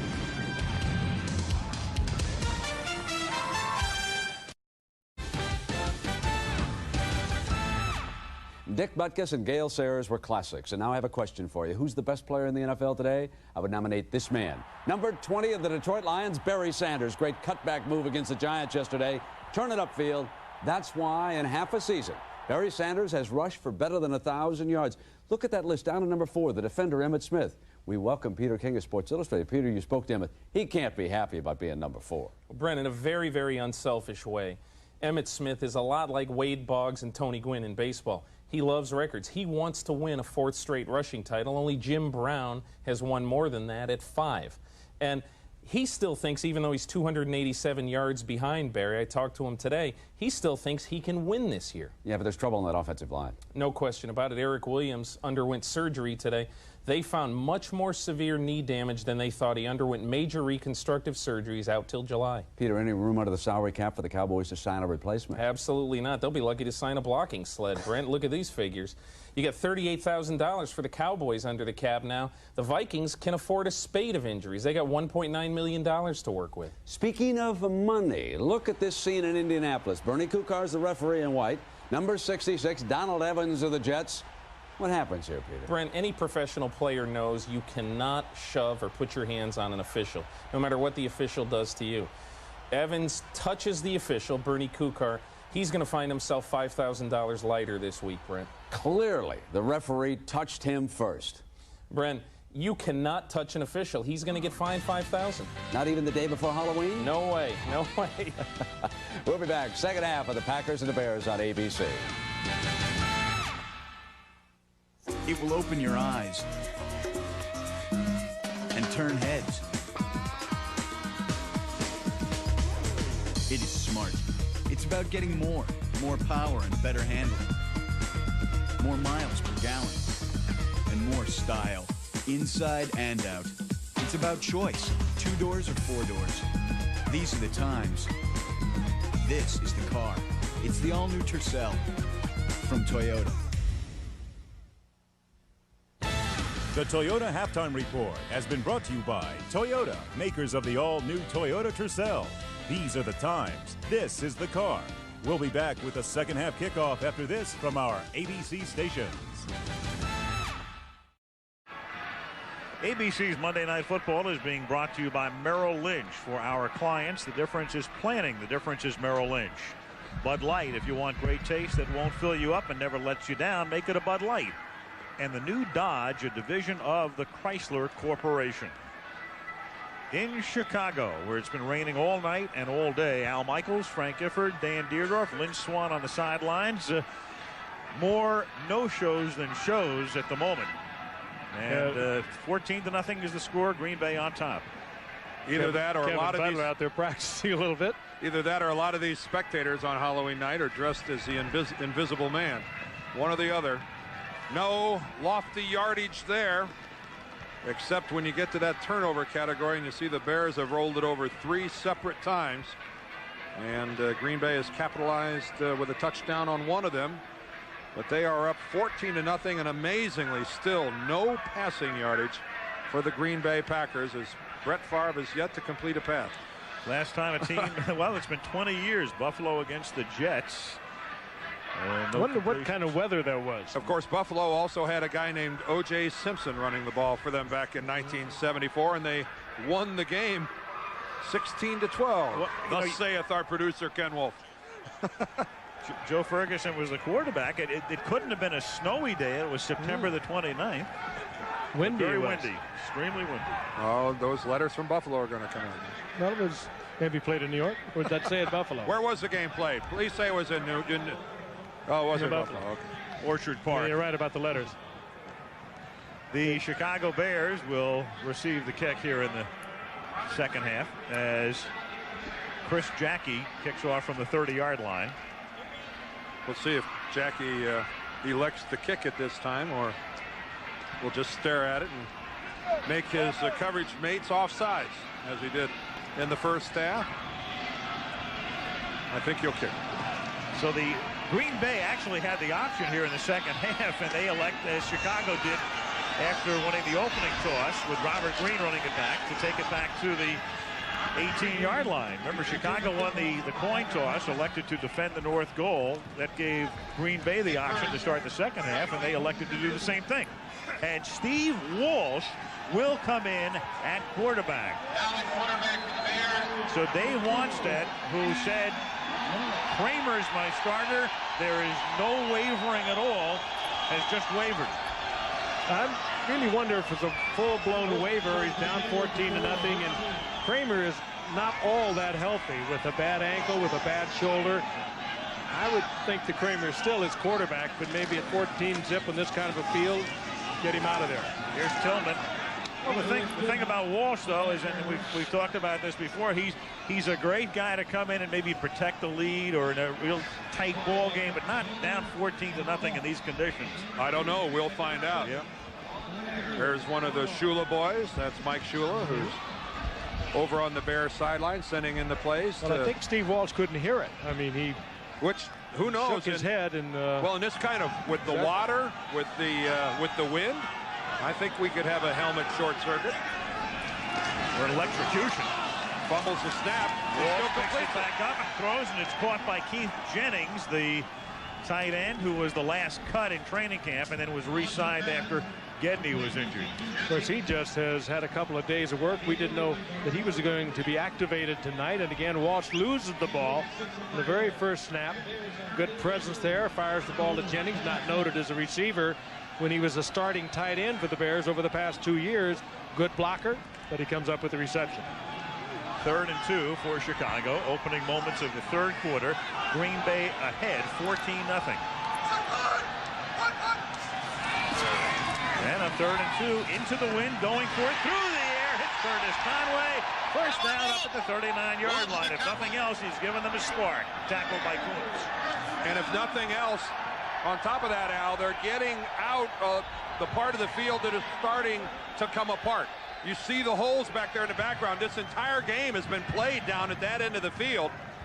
And this is a key completion to Curtis Conway, who just runs a little hook pattern and stops. And that is a very safe pattern to be running, and a good one for Walsh to get his first completion. The second completion, rather. He's already got one to Jennings. The longest completion of the night. That's hard to believe. From the 39-yard line, first down. And Raymond Harris, minimal gain up to the 40-yard line. Second down and 9. They've adjusted this offense. I think all we will see particularly going against the wind from either team, are the kinds of passes we've seen. Just the little patterns where the receiver takes it downfield, turns into the quarterback, and they try to get the completion without getting any kind of fancy movement, because they're not going to be able to get the ball way out to the side. They're not going to get the ball deep downfield, just short little dinks.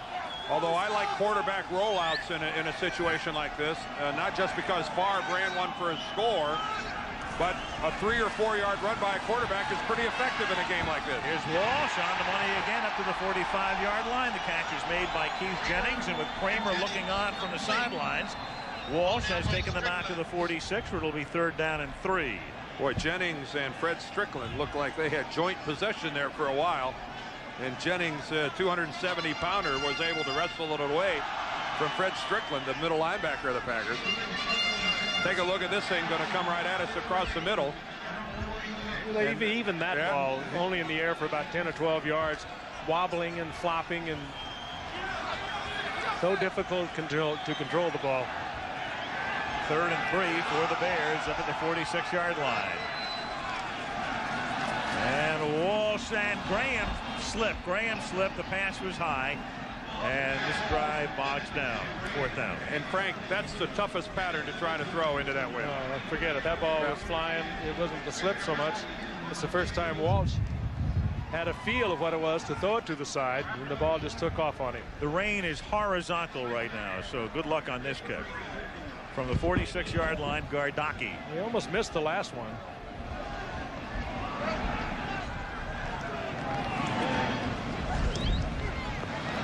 Forget it. It's coming back. Yep, it is. And it is down at the 45-yard line. That is a 9-yard kick. Missed something. That kind of night.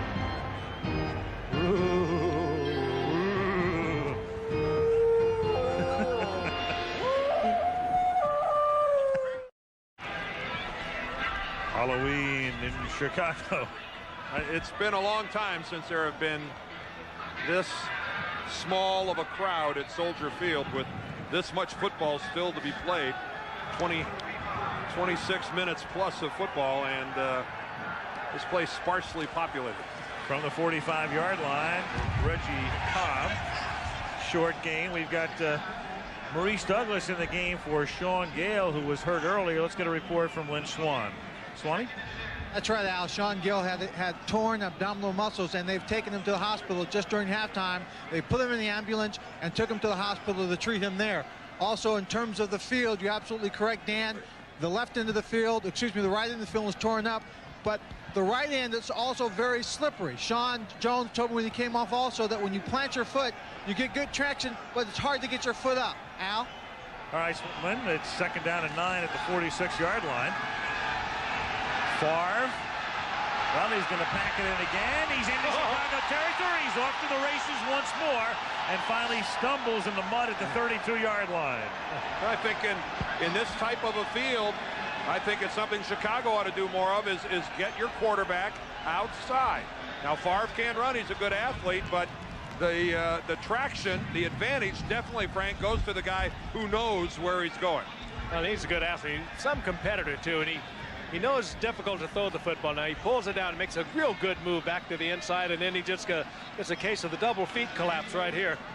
Well, Brown got a little heavy, and down he went. That move of his put both Dante Jones and Chris Zorich on the ground. That was a 22-yard gain. Here is Bennett. Favre now has the 2 longest runs of the season for the Green Bay Packers and has yet to complete a pass in this game. And I'll tell you one thing, the folks in the north end zone must wonder What game? Well, the ball has been beyond the 50-yard line towards the north part of the field. Has it been? One time. Not much. Those people haven't. Not much. They have not. I don't know what they've seen tonight, but nothing's been remotely close. They certainly could come down to the other end. Yeah, this isn't a cruise ship. It won't tilt. 2nd down and 8 from the 30-yard line. Bennett's been the workhorse tonight, and he is close to a first down. He's tackled at the 22-yard line. Ken Rutgers threw a nice block to get him sprung, and it's close to a first down. And the Bears, the Bears better make something happen here in a hurry. Green Bay is starting to move this football, and their offensive line starting to take control of things. Packers coming in just a little desperate into this game at 3-4, and knowing that if they lose tonight, they're going to fall 3 back of the Minnesota Vikings. And I think you can see on Dave Onsted's face right there that he senses the urgency of what a Green Bay score would do to his ball club. From the 21-yard line, Cobb. Well, he, with a spin move, is able to turn negative yardage into a positive yardage, a yard gain. 2nd and 9. With the Chicago Bears having won 3 in a row after losing to Philadelphia on that Monday night and then Minnesota, they appeared to have it turned around. Then last week they had every opportunity to beat Detroit and couldn't. They lose this one. They're 4-4. Schedule is tough for them, as it is for the Packers the rest of the way. Well, that loss to Detroit last week really hurt. They only give up 1 defensive touchdown. They give up a touchdown on when Chris Spielman steals the ball and runs it in. They give up a touchdown on a Mel Gray kickoff return. There is, well, it was almost the first completion of the night. They say no, incomplete. Ed West dropped it. Ed West is having trouble holding on to the football tonight. Is that not like the 3rd time that he's had a football hit him right in the chest and come out? I'll tell you, it's a difficult night, but Ed West is having more problems than most because he's had some good opportunities. You just have to, on a night like this or a day like this, for that matter, you have to look the ball into your hands. You've got to concentrate. He's doing all of that. He just had too many fingers there. And Ed's not a bad receiver. No, he's a receiver. Pretty good receiving tight end. He had 19 catches coming into tonight. He's not a Jackie Harris, and that's what the Packers really miss. 3rd down and 9. Favre still trying to hook up, and does. And Sterling Sharp extends his consecutive game streak as well. As he makes the catch, it goes to the 13-yard line, and the most prolific pass catcher of the National Football League over the past 2 seasons makes his first reception of the game on Favre's first completion. And it looks like we're going to get a look at our first field goal attempt of the evening. Chris Jackie comes on the field. Looked to me like Sterling Sharp was trying to end that play without hitting the ground. I'm not sure he wanted to get his pants wet. He made the reception, got stood up. 95 straight games, or about 6 years worth for Sharp. And now a 30-yard field goal attempt by Jackie. Winters will snap it, and Hentrick will hold it.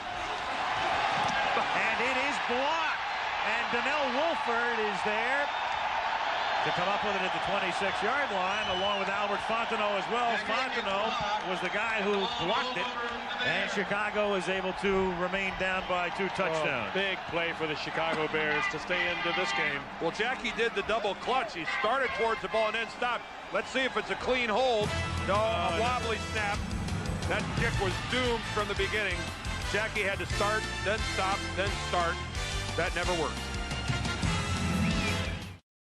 Craig Hentrick, the punter, is the holder. Frank Winters is the snapper. The snap is kind of low to the inside, but it really just bounces off of Hentrick's hands, and Jackie starts and then stops and really isn't able to put anything into the ball whatsoever, and it's blocked by the Bears.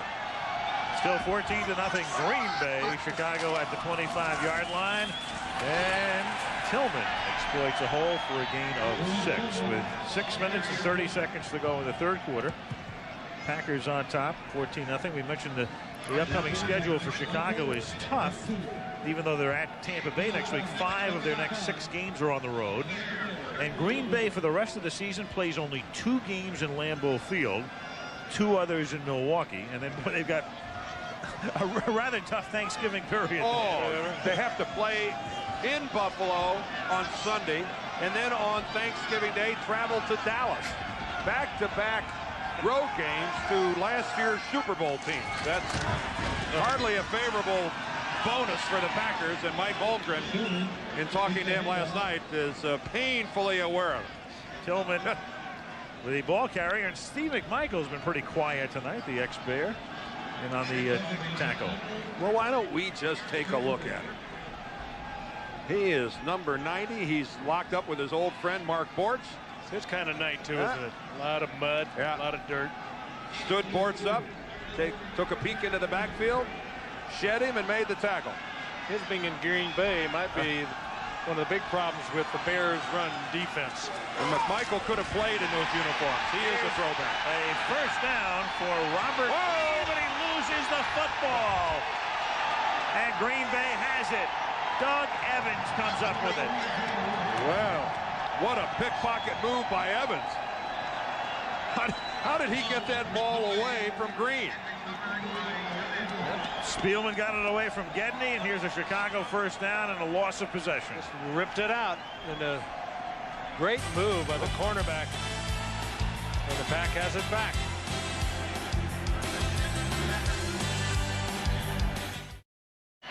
Well, Green Bay winning the turnover battle there, as they have yet to turn it over, the Bears 4 times. And take a look at that. It's been since 1969 that the Packers have played the Bears and not turned the ball over. And that says a great deal, I think, about the quality of the Chicago Bears defense over the years.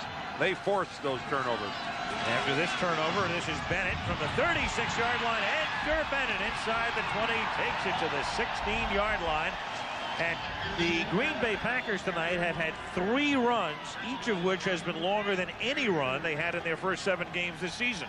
And who would have figured it in these types of conditions? And a couple of them by the quarterback. Bennett again, sort of the all-around back that you need in this kind of an offense, the Mike Holmgren offense. Good break back across the middle, gets away from Carrier.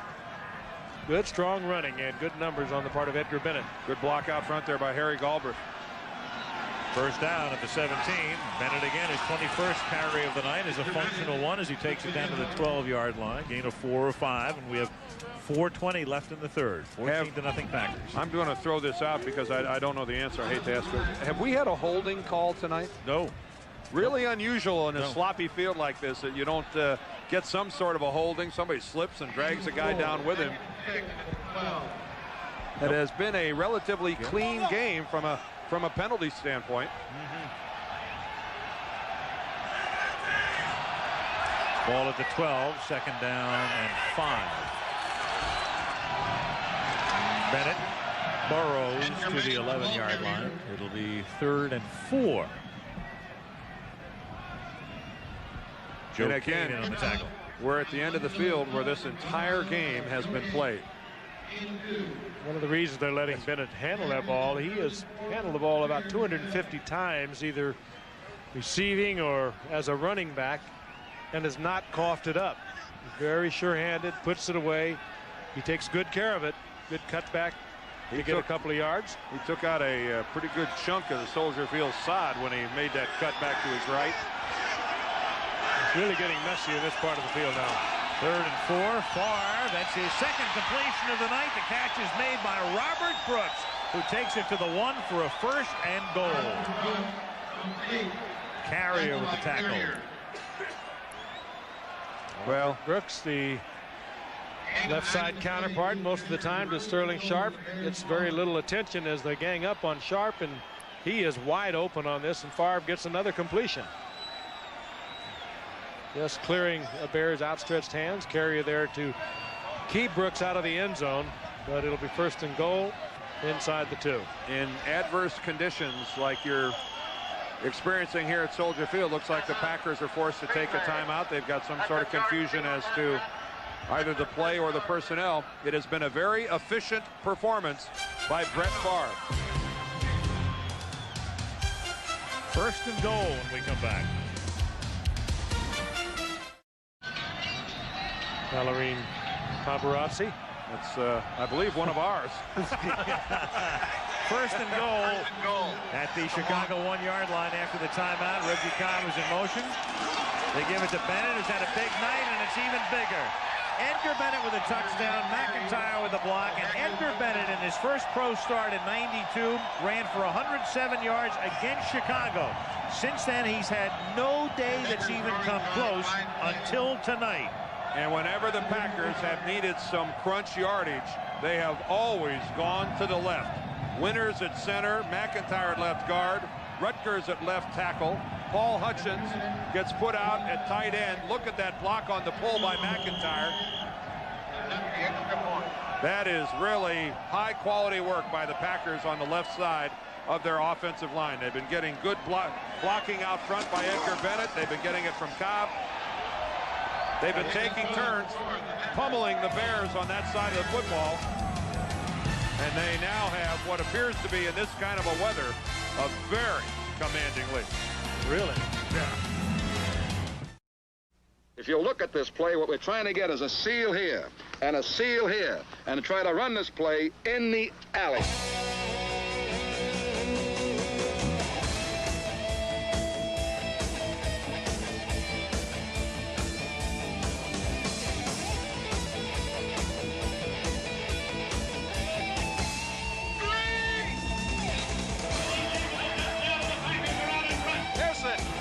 Touchdown! He's gone!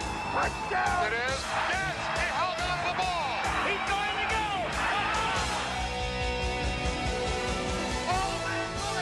He's going over! Pass caught by Clark! Not a touchdown! The greatest season in NFL history. In their 75th anniversary season, NFL owners and players have a message for all football fans.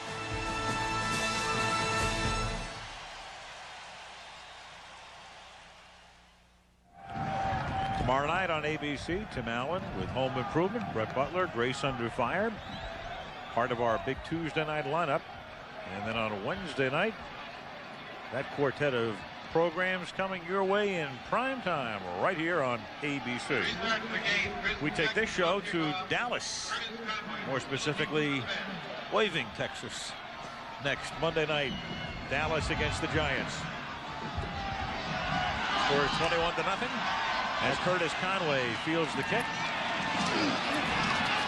and is run out of bounds up at the 33.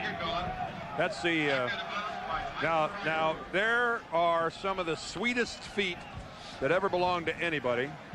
Walter Payton standing on the Bears sideline. We always said that this guy was resourceful, and that's a pretty effective way of keeping your feet dry. Walter stopped up in the booth earlier and said hello, and he's here tonight to honor Gale Sayers, Dick Butkus. This proud franchise has had its share of Hall of Famers. A real tribute to Gale Sayers and Dick Butkus.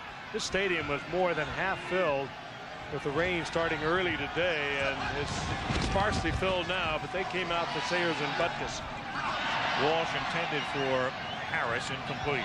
Second down. I had the honor of going into the Hall of Fame, the same class with Gale Sayers. Got to know him. Very special individual. He's got his life together in great shape, as Dick Butkus. Leroy Butler is limping off, the strong safety. Tim, how he has been banged up. He was question mark coming into this game. Bruised shin. I didn't know whether he was going to be able to go. Second down and 10. Tillman. No. Hello. Not at all. Gilbert Brown. Gilbert has made some plays tonight. That one he chose to keep his helmet on throughout the play's entirety, but he has, you know, for a second-year player out of Kansas. He got him on waivers, didn't they? Minnesota. Sure they like did. him. And he is a large one, 6'2", 330 pounds. And Gilbert's got a little something to say. Yeah, it's when you got the lead, you're making the plays. Go ahead, let it hang out a little bit. 3rd and 11. You saw Butler come back into the game, though he's still limping.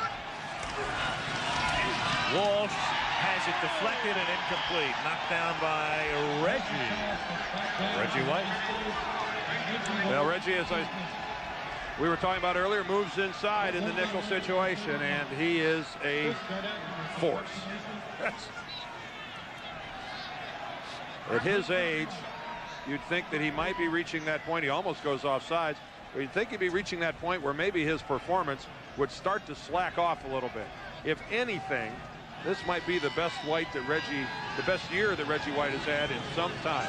Reggie, 32 years old. It's hard to imagine that he's getting better at this age. This kick into the wind, and falling down is Mike Pryor, making the catch at the 34-yard line. Pryor got his feet stuck in the mud. He couldn't get them out, and down he went. Hey, Reggie really just rededicated himself this year. Got his weight way down. He's a very spiritual guy. I think everybody realizes that. Dedicated this season to making it the best of his career, and well, he's come up with it. Yeah, and offensive tackles all around the league are really delighted he decided to do that. He tries to convert him right there on the field. He'll get him down on one knee, one way or the other. He'll also get them thinking about next week.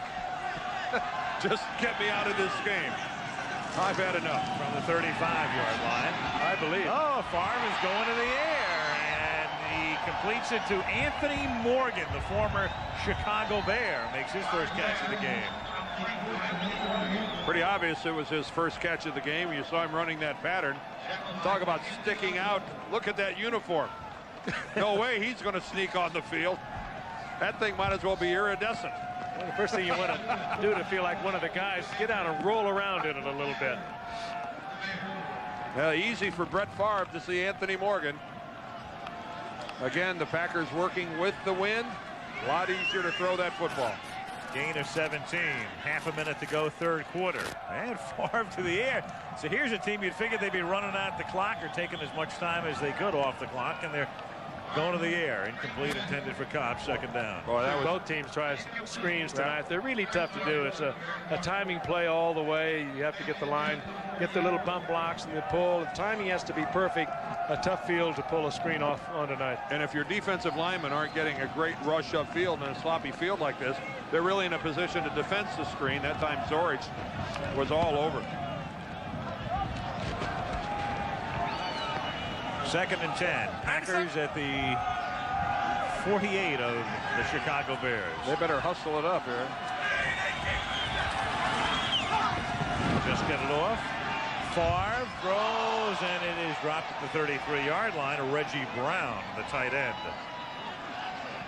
Talking about West dropping a couple tonight. Reggie Brown can't handle one here, and excuse me, Reggie Johnson, the ex-Bronco. Boy, he almost pulled it down, Al.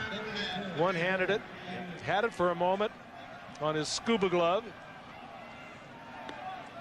We haven't talked about the other tight end, the Jackie Harris story, one of the premier tight ends in the National Football League. We talked about how much they miss him. Well, he's in Tampa Bay, got a tremendous deal. Green Bay wanted to keep him, made him a spectacular offer, but not spectacular enough. Fake wraparound, 3rd and 10. And the catch is made by Sterling Sharp. That's about as open as Sterling could ever get. And he has a first down at the 27-yard line. Well, how does a receiver like Sterling Sharp, who usually commands double coverage, get that open?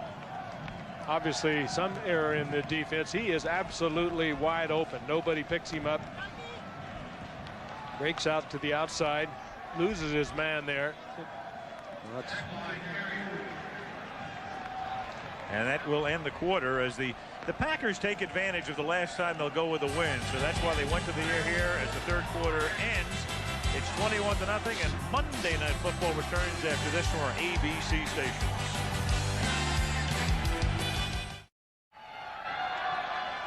Ba ba ba ba ba ba ba ba. We start the fourth quarter quickly. Yes. Like that count. Right on time. Green Bay on top by a score of 21-0.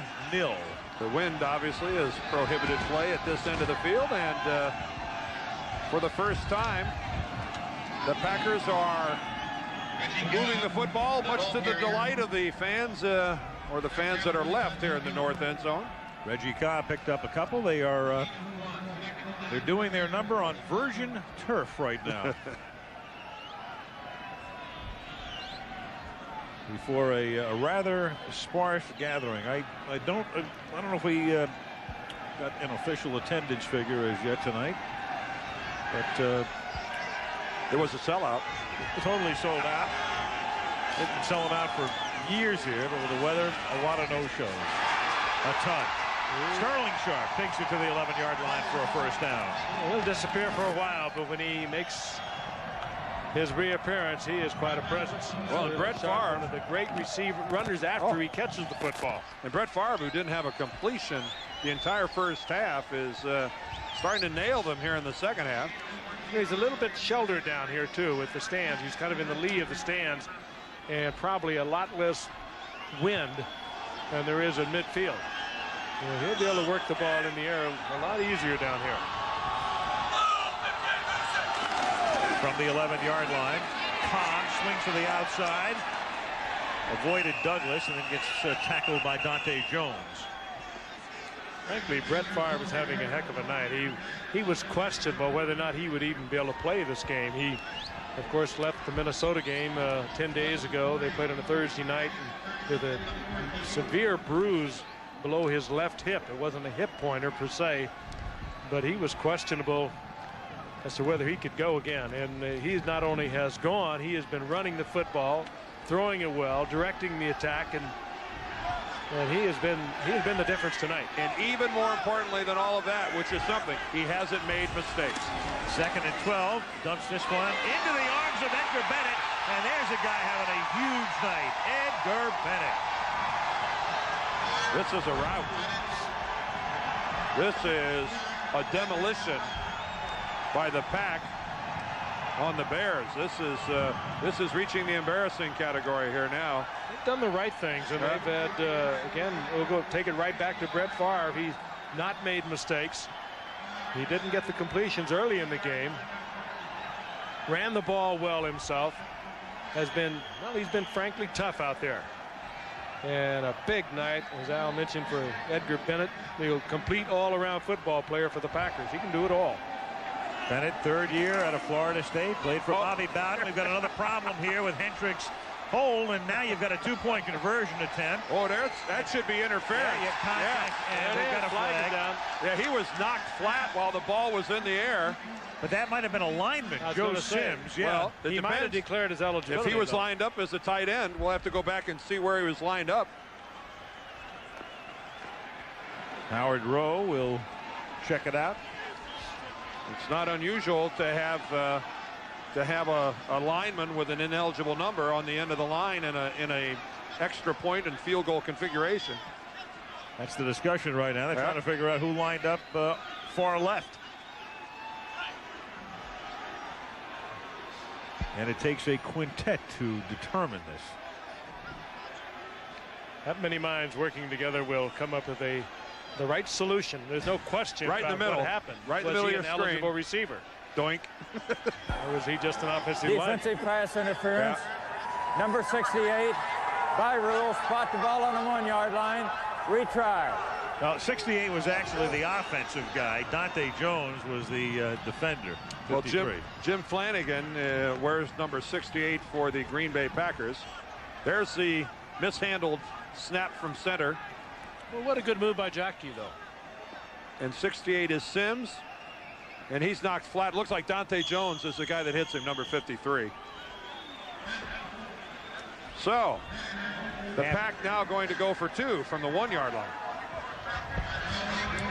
Pretty solid move after their inability to try to kick something from placement. And Edgar Bennett just can't go anywhere. John Mangum, among others, stopping him. So the conversion attempt is unsuccessful, but the Packers have things well in hand. 27-0.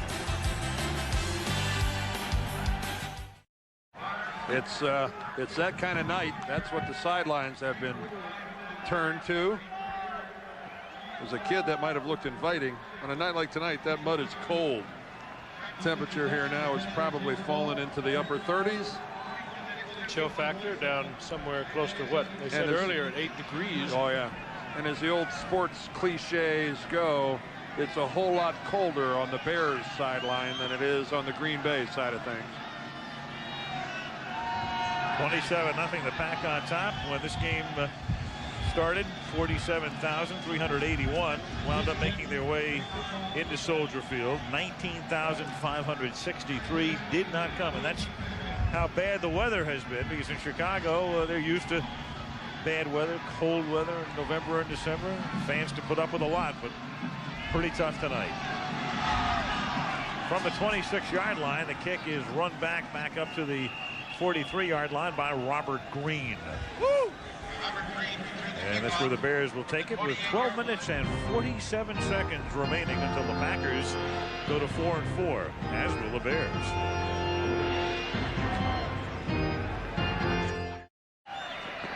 .12:47 to go. The Chicago Bears trailing 27-0. And for the Green Bay Packers, it's been a very important game, a very important victory that will be forthcoming here in a situation where, after that overtime loss to Minnesota, to go 3-5 at mid-year, and with the tough schedule upcoming, they needed a victory tonight, and they're going to get one as the catch is made by Tom Waddle up at the 47-yard line, and the Bears will go without a huddle.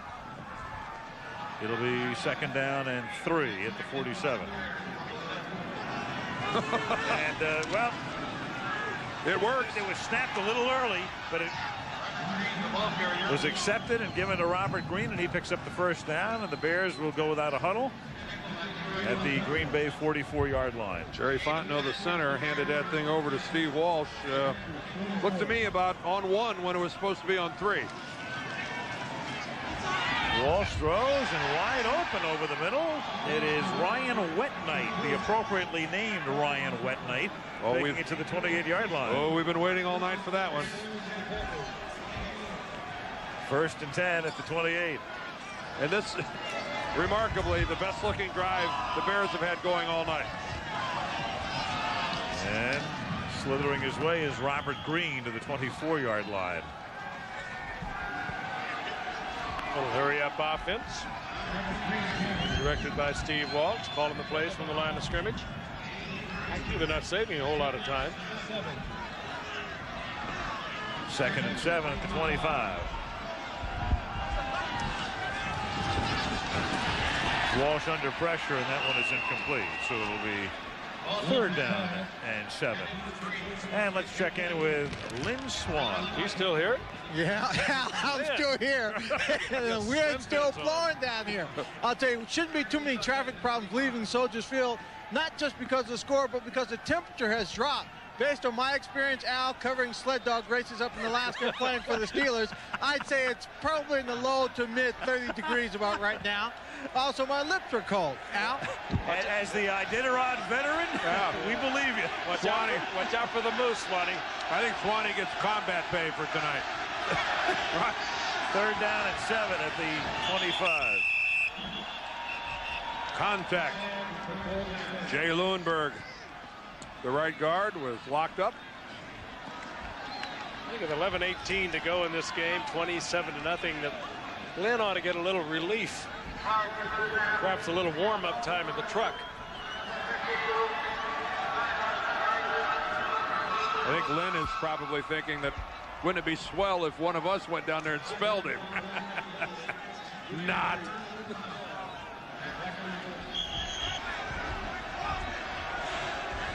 Third down and 12 at the 30-yard line. Oh, Shan. Well, nothing like breaking up a play and not having any idea where the ball is. But that's the lucky fate that befalls one Tim Houck. Intended for Ryan Wetnight. Tim had good coverage on Wetnight. Had he been aware of the ball was en route, he might have had the INT. Wet night on a wet night. Two-year man out of Stanford. Tight ends are very busy for both teams tonight. Bears going to 4 wide receivers here. 4th and 12. And very close to a first down. Did he get it is the question. The catch is made. Graham gets up and takes a look. And it's more than likely close enough to bring in the chain gang. The Bears are going, oh, come on. We're down 27-0. Give us a spot. Doesn't work that way. 10:56 remaining. It'll be a first down for Chicago on this drive, and it is. Yeah, they would have turned it over on a 4th and 12. Very good judgment on the part of Jeff Graham, the former Pittsburgh Steeler. Hey, they slapped this thing in the end zone here. I've seen crazier things. They'll have this wind, obviously, for the balance of the 4th quarter. Quick score, a Green Bay mistake. And catch is made by Waddle. Well, you know, I'm not going to suggest that they're going to win this game, but in that Philadelphia game we did in week 2, Philly had that 30-0 lead. Chicago scored 22 points and had a chance to recover an onside kick with about a minute and a half left in the game. They did. By the way, Waddle's first catch in 3 games. He's been out with a couple of games with a pulled muscle. And 2nd and 5, it is thrown into the end zone and picked off by Leroy Butler. Well, that ends that speculation. It was an interesting topic while it lasted, and Leroy Butler comes up limping, but he also comes up with the INT and the ball just kind of gets away from Walsh. Oh, that's good work by Butler. I think Leroy might sit the balance of this game out. There's a Green Bay Packer fan who's sitting up in the stands with all of his friends. All of his friends. Well, maybe he just doesn't have any friends. Well, the Packers tonight rolling 27-0. Edgar Bennett picks up 3. Well, the fans that remain can vote for beginning this weekend. The NFL allowing the fans now to cast a vote for the Pro Bowl. The fans and the coaches and the players will each share in the voting. It's the only such instance in professional sports where you've got that sort of arrangement, and they'll vote for the players to play in the Pro Bowl in early February, and we will be there for the Pro Bowl game in Honolulu on the 5th of February. We might be there early. And tonight's the night we're just thinking about it. Brings a smile to your face. Yes. Reggie Cobb, stop for no gain.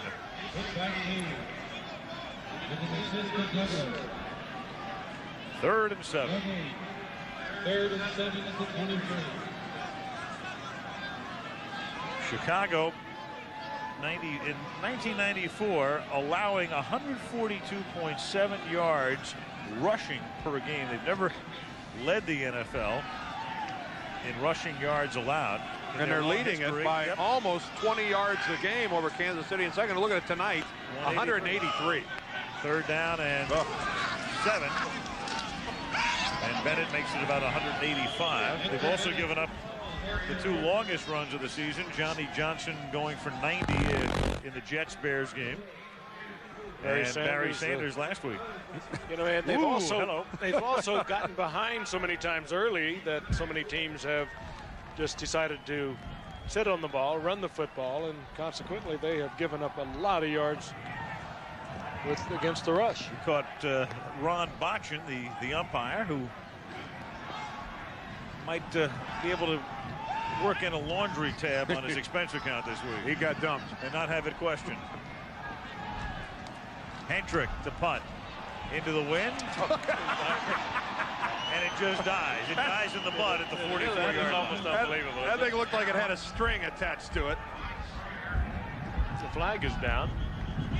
Back at the 12-yard line. A little collision after the ball was kicked. 19-yard kick. Howard Rowe, who loves caviar, will give us the call.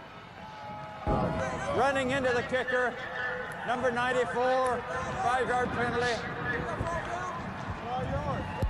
John Theory got a little eager, thought he had it blocked. Missed the block and collides with Gardocki. Yep, pretty much laid an egg with that.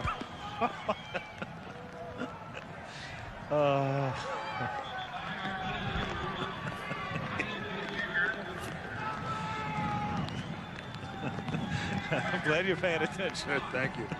Thank you. 8:07 remaining in the fourth Running quarter. into the kicker. 5-yard penalty on number 94 defense. Repeat, 4th down. Soldier Field here on the shores of the Caspian Sea. Not a sturgeon out of that lake. You know, there are, actually. Yeah.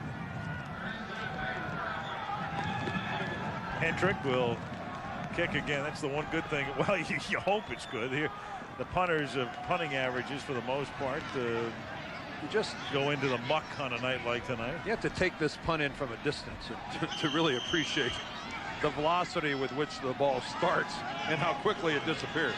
We'll watch from the end zone. Watch this ball curve coming back to the kicker. It'll make a little left turn.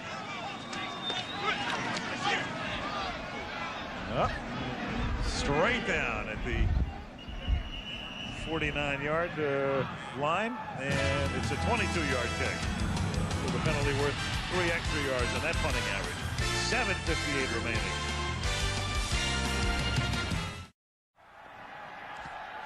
Well, the Lincoln Mercury Kapalua International, from one of the more spectacular venues in the golfing world, begins on Saturday on ABC, and then after that, regional college football action. Miami, Syracuse, Wisconsin against Ohio State, or the Trojans of USC against the Cougars of Washington State at 3:30 Eastern this Saturday on ABC. Nothing like playing golf at Kapalua, watching the humpbacks jump in the straight between Maui and Lanai. Day course, village course. One of the great vistas in the golfing world. Fabulous. Tom Waddle makes the catch. And again, the Bears going without a huddle, down 27-0. 7:45 remaining in the fourth quarter. Waddle, first time back in a couple of weeks, having been out with a pulled muscle. Pulled tendon, as a matter of fact. Walsh. And he hits Conway, who breaks away from a would-be tackle by Butler and moves to the 18 for a first down. A good quick read by Steve Walsh and well delivered. Not the strongest arm in this game, but he knows where to throw the football. And one of the comments that Walsh said last night, he said he will not make the mistakes. He knows where to put the football, and he put this right in between the zone. At the 18-yard line, 1st and 10. And he throws, and the catch is made over the middle. Ryan Wetnight takes it to the 11. It'll be 2nd and 4. 2nd and 4 at the 11. The Bears were here not too long ago. Ball got away from Walsh, sailed high, and Leroy Butler intercepted it in the end zone. See what happens this time around. Robert Green pokes his way down to the 5-yard line. If you are Dave Wanstead, who is your starting quarterback next Sunday against Tampa Bay? I would think it'd be Eric Kramer. I think his decision was to take Kramer out based on the fact that he had a very bad ankle. He's had missed 3 games early in the year with a severely injured shoulder, and he was in trouble. He couldn't be Eric Kramer on this kind of field. No, I don't think anybody loses their job playing under these conditions. 1st and goal at the 5. They pick up the blitz. It's lofted into the end zone, incomplete, intended for Waddle. Coverage on the play by Doug Evans. 2nd and goal. 2nd and goal. Mike Shula, brother, of course, is the head coach at Cincinnati, and I think a few of you have heard about his dad. Daddy's on a pretty good roll, too. Yeah. Big win over New England yesterday. Daddy's got a pretty good football team. Yeah. Daddy usually has a good football team. He has a bad team that plays well. 2nd and goal at the 5. And the end zone touchdown. It's Jeff Graham. Lordy, lordy, lordy. His 3rd touchdown of the year, and he had all those, well, not all those years, but several years with the Steelers, and where he never could get it into the end zone. Caught a whole bunch of passes for him, and I think it was 147 or so, never could get it into the end zone. With the Bears, this is number 3 for him. Well, he had scored 1 touchdown in his first 47 games, and now he's caught touchdown passes in his last 3.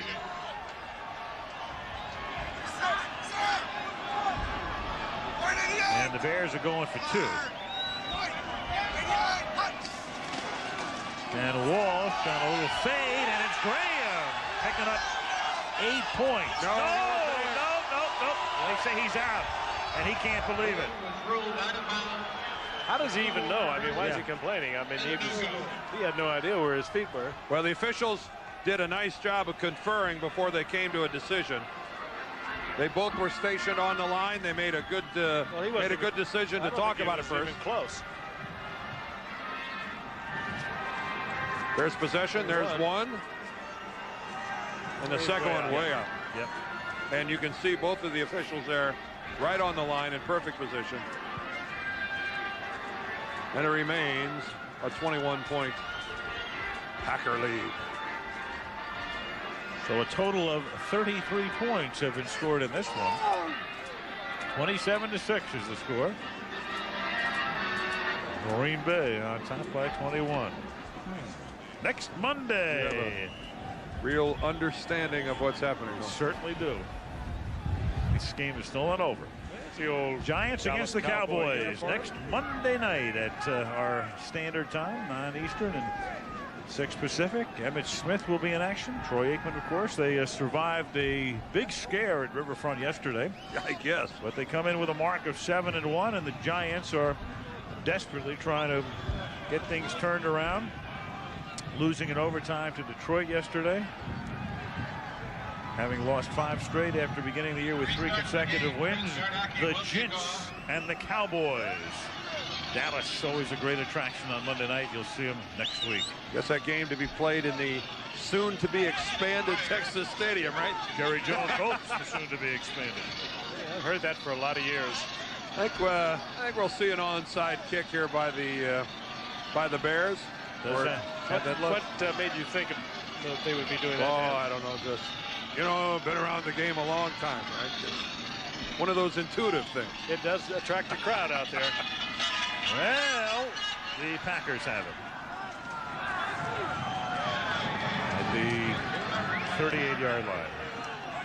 It is Mike Pryor, who used to play with the Indianapolis Colts, getting the hug and giving Green Bay possession. Ball took a pretty good bounce right there. It came up in the air, and the Bears had a really good shot at it. John Mangum almost came up with it. He got one hand on it for the Bears. On this kind of field, the ball did not take the bounce that it ordinarily would. It usually about the second hop, it'll go up in the air 8 or 10 feet, and there's a mad scramble. But on this kind of field, it didn't get that bounce. Packers look like they'll end their streak, but the Bears, I think, are going to add to theirs. Yep, they're going to tie a Monday night record, in fact. Yeah, they've lost 6 on their way to 7. And Edgar Bennett continues his big night. And Edgar Bennett beginning to emerge as a star now at the 26-yard line with his pass catching ability. Well noted, 42 catches to tie Sharp for the team lead coming into the game, and 105 on the ground tonight. The Bears 6 consecutive losses, and this will be number 7. Bennett had rookie year, came up a 4th-round draft pick in '92, had over 500 yards rushing, and kind of fell off last year. They'll join that company, will the Bears. The Jets played in the first ever Monday night game. Jets against Cleveland in 1970 and lost their first 7. Denver in that Kansas City game a couple of weeks ago, that classic, that was their 7th consecutive loss on the Monday night. Atlanta hasn't won on the Monday night in a long time. Reggie Cobb. 3 of those streaks still alive. Yes. Atlanta, Denver's, and the Bears. And the Bears now winners of only 12 of their 37 Monday night appearances. And those teams will all go into the offseason sharing it because we don't have any of them on Monday night the rest of the year. I bet they're going to think about that all next season. Sleep tight. Really worried about it.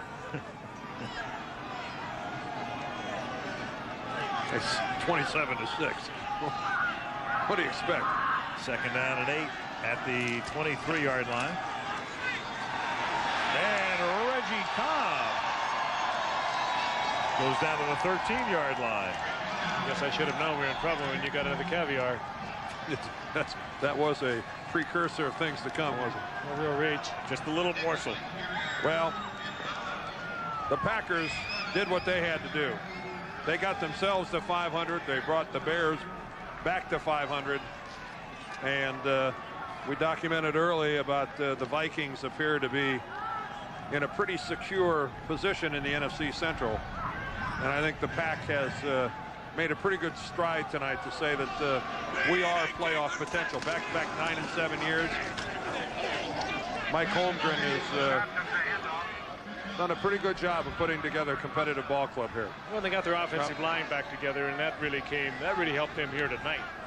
Gave them a lot more confidence. They had to run the football on this kind of a field, and they were able to do it. McIntyre came back. Winters moved back over to center. They're thin, but they have functioned well tonight. And they got a good, strong performance out of their quarterback, Brett Favre, who was questionable whether he'd be able to play or not. Not only did he play, he was the inspirational leader. Not throwing the ball too well early in the game, but he was running the ball well. 3 minutes to go. 2nd and 8. Reggie Cobb goes nowhere. The Central Division tightening up behind Minnesota now. The Vikes will be 6-2. Chicago and Detroit and Green Bay will all be 4-4. Chicago next week goes to Tampa. Minnesota's home against New Orleans. And Green Bay next week in a big one against Detroit in Milwaukee. And there are the standings, or what the standings will look like at the conclusion of this game. You touched on the tough when they're playing on the 20th and then playing 4 days later on Thanksgiving Day against Dallas. Buffalo and Dallas in, what, 4 days. 3rd down and 8.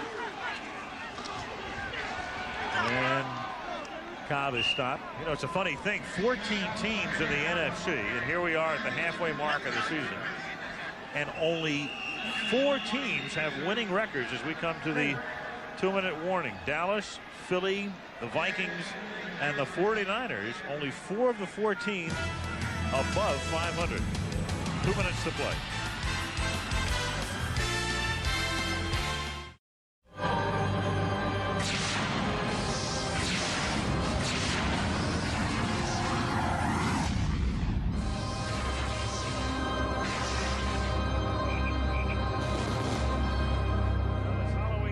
A night of horrors in Chicago for Bears fans. Ugly night for them. Packers have dominated. They lead 27-6. And they have just about run the clock out. We're down to the 2-minute warning. Green Bay has it 4th down and 7 at the Bear 9-yard line. For a while it started to look like it was going to let up, and it's still coming down and still blowing. Weather's been frightful. Packers have been delightful, though. Reggie Cobb for the touchdown. Reggie Cobb takes it over. In case you missed it, Reggie Cobb roaring around the right side. Boy, Harry Galbraith out in front, out there with a good block. Let's take a look at this punctuation mark by the Packers. Galbraith, number 76, the right guard. Rutgers, the left tackle, comes around. Beautiful block out front. Dorsey Levens, the lead back, and boy, that's just a well-executed play by the Packers. Rutgers from Garces High School in Bakersfield, California. Your old stomping grounds there, huh, Frank? You got it. Boy, that was a good-looking kick, wasn't it? It was straight. Wide right. Wide to the east. Speaking of Ken Rutgers, he was one of the most recruited athletes ever to come out of the San Joaquin Valley, and of course went to USC. Trojans against Washington State. Well, the Trojans are still in the Rose Bowl hunt, but how about those Oregon Ducks? Well, not fun to go up and play Washington State at Washington State, I can tell you that. Nope. Been whomped up on a few times there. Strange things happen in the Palouse.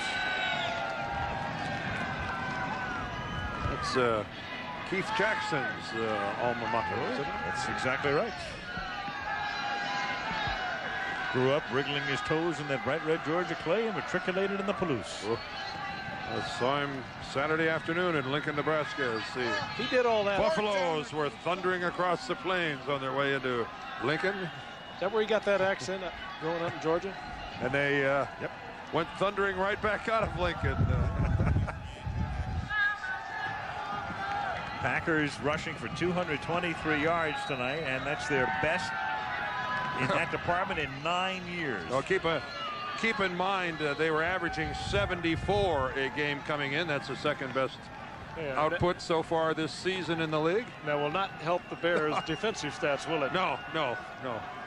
Yeah, they were. That's Fred Shermer, so many years around this league, 62 years old, and still like the Arnspargers. Bud Carson. Bud Carson's one of the well thought of defensive coordinators. Buddy Ryan. Yeah, oh, he's a head coach now for a while now. Well, the Packers tonight, that running game spectacular. Only the Steelers have had a better day this season running. They rushed for 261 in a game against Indianapolis earlier this season, and tonight it's fair caught. Green Bay Packers.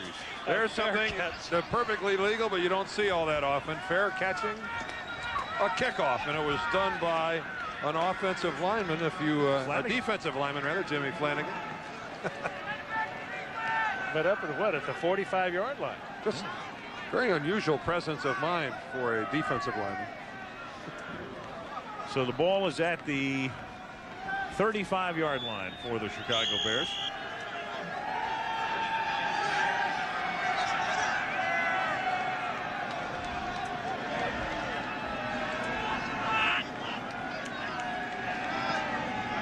A minute 53 to go. Steve Walsh drops it off underneath.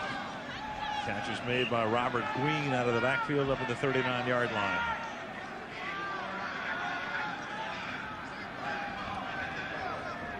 This is one of those situations where I'm not sure that there are the proper words in the English language to describe how good the hot shower is going to feel to these players. It's not going to be all that difficult to complete that many more passes for about 4 yards against that defense. Bring it again. Just don't give up the big one. You know, this is one of those deals where if I'm the Bears, I'm so mad at the Packers beating us so badly, I turn off the hot water in their shower room. 3rd and 1. They were known to do that. That's right. Well, George Halas did it because you know what it costs to heat up water. That's why. In 1963 in Wrigley Field, we played the NFL championship. We lost that game. We came in and there was no hot water. Well, didn't they tell us that the fridge used to occasionally go home without taking a shower after the game? Those were the rumors. Those we had them confirmed by 3 independent sources. Yeah, we did. I'm just trying to give the guy a break. Bill's a good fella. There's Steve McMichael, Ming, Mongo, the ponytailed one on the winning side tonight. He has a How dog. sweet that must be for him. His dog is a Chihuahua. Get out of here. McMichael has a Chihuahua? That's his dog. Wouldn't have been my first choice, my first guess. And did you get that confirmed by 3 independent sources, Frank? No, I just read it in one of your locals. At the 49-yard line, 1st and 10.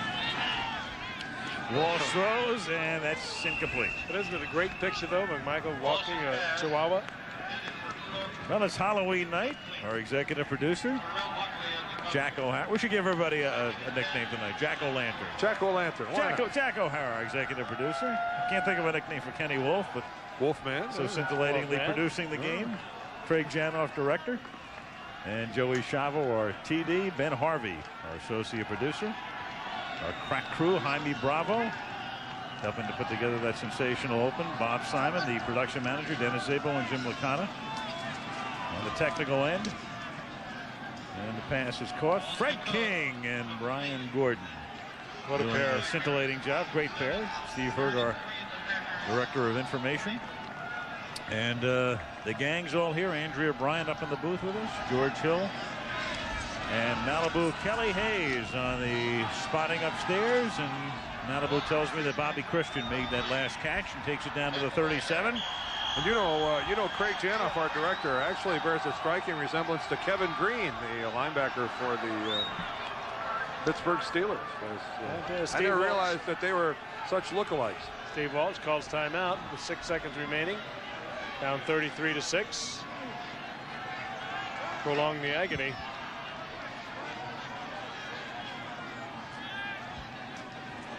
Well, the agony for Chicago, at least it's a short week of agony because they move down to Tampa Bay on Sunday. Green Bay goes to Milwaukee to face the Detroit Lions, who have won 4 games this year, and they become the first team in NFL history to win 3 games in one season in overtime. On we go to Texas next week. The Dallas Cowboys and the New York Giants. You're going to play a little golf down there? I think so. I think we're all going to play a little down there. In Las Colinas. In the shadow of the statue of Byron Nelson. Yep. We will tee it up next week. Walsh, well, his numbers will look fairly good tonight as they let him throw a lot of completions underneath. The game ends on a reception by Waddle, but the Green Bay Packers in a very important game, perhaps a turning point game for them, coming in staggering along 3-4, having suffered 3 excruciating defeats, come into Chicago and really lay one on the Bears. Final score 33-6. Talk to you next week from Texas. Until then, Al Michaels, Frank Gifford, Dan Deerdorf, Lynn Swan. Good night and happy Halloween from Chicago.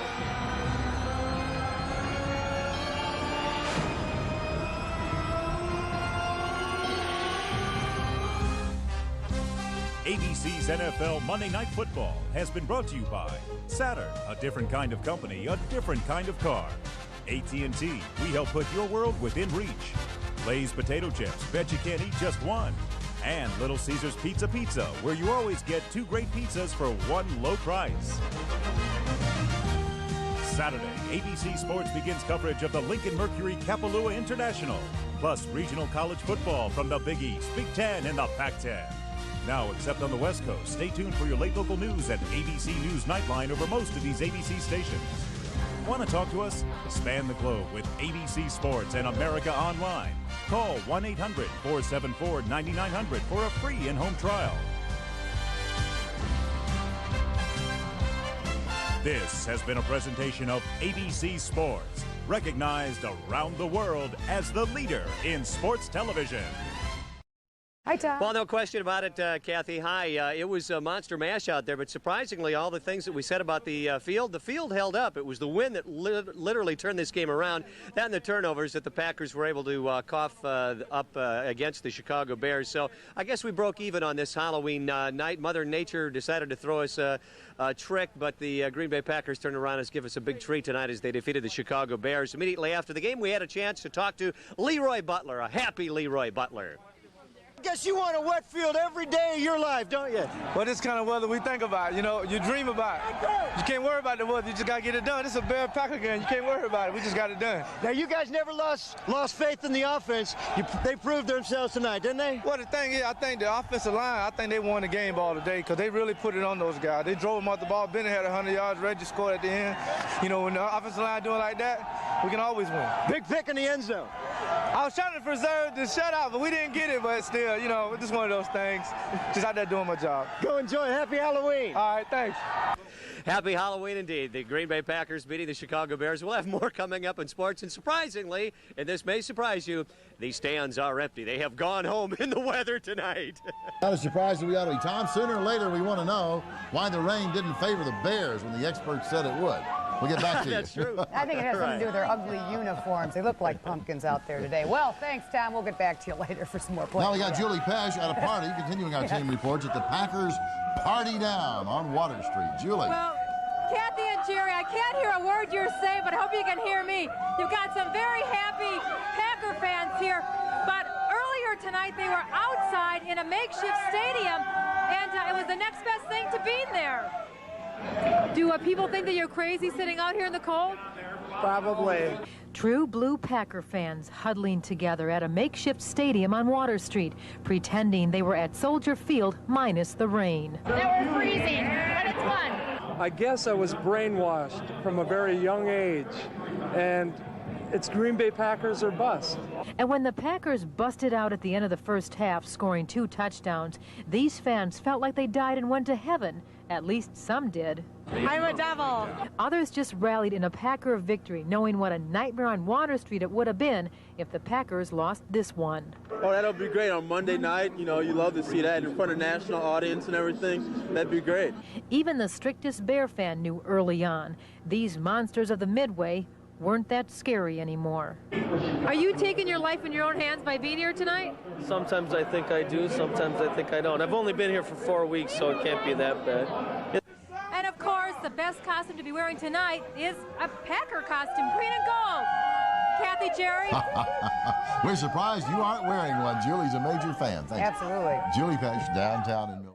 Much. Yes, the Green Bay Packers did an excellent job of defeating the Chicago Bears in this Halloween night on a rainy Chicago night in Soldier Field. And one person that is wearing a throwback uniform of the Green Bay Packers, Steve McMichael. I had a big smile on his face after the game was over. We caught up with him out on the field also. Steve, how's it feel in Chicago? Oh, well, this was some adverse conditions, but it feels good to come back and win again, yeah. Happy Halloween, huh? Happy Halloween once again, indeed, Steve McMichael. Not saying too much before this contest because of the fact that he knew anything that he said would probably end up on the bulletin board with the Chicago Bears being a former Chicago Bear. So he kept it pretty well quiet, but I'll tell you what, the Green Bay Packers did most of the talking today as they win big and get themselves back in race as far as the playoffs concerned. Big game coming up, of course, at County Stadium against the Detroit Lions. But tonight, they defeated those Chicago Bears. Back to you and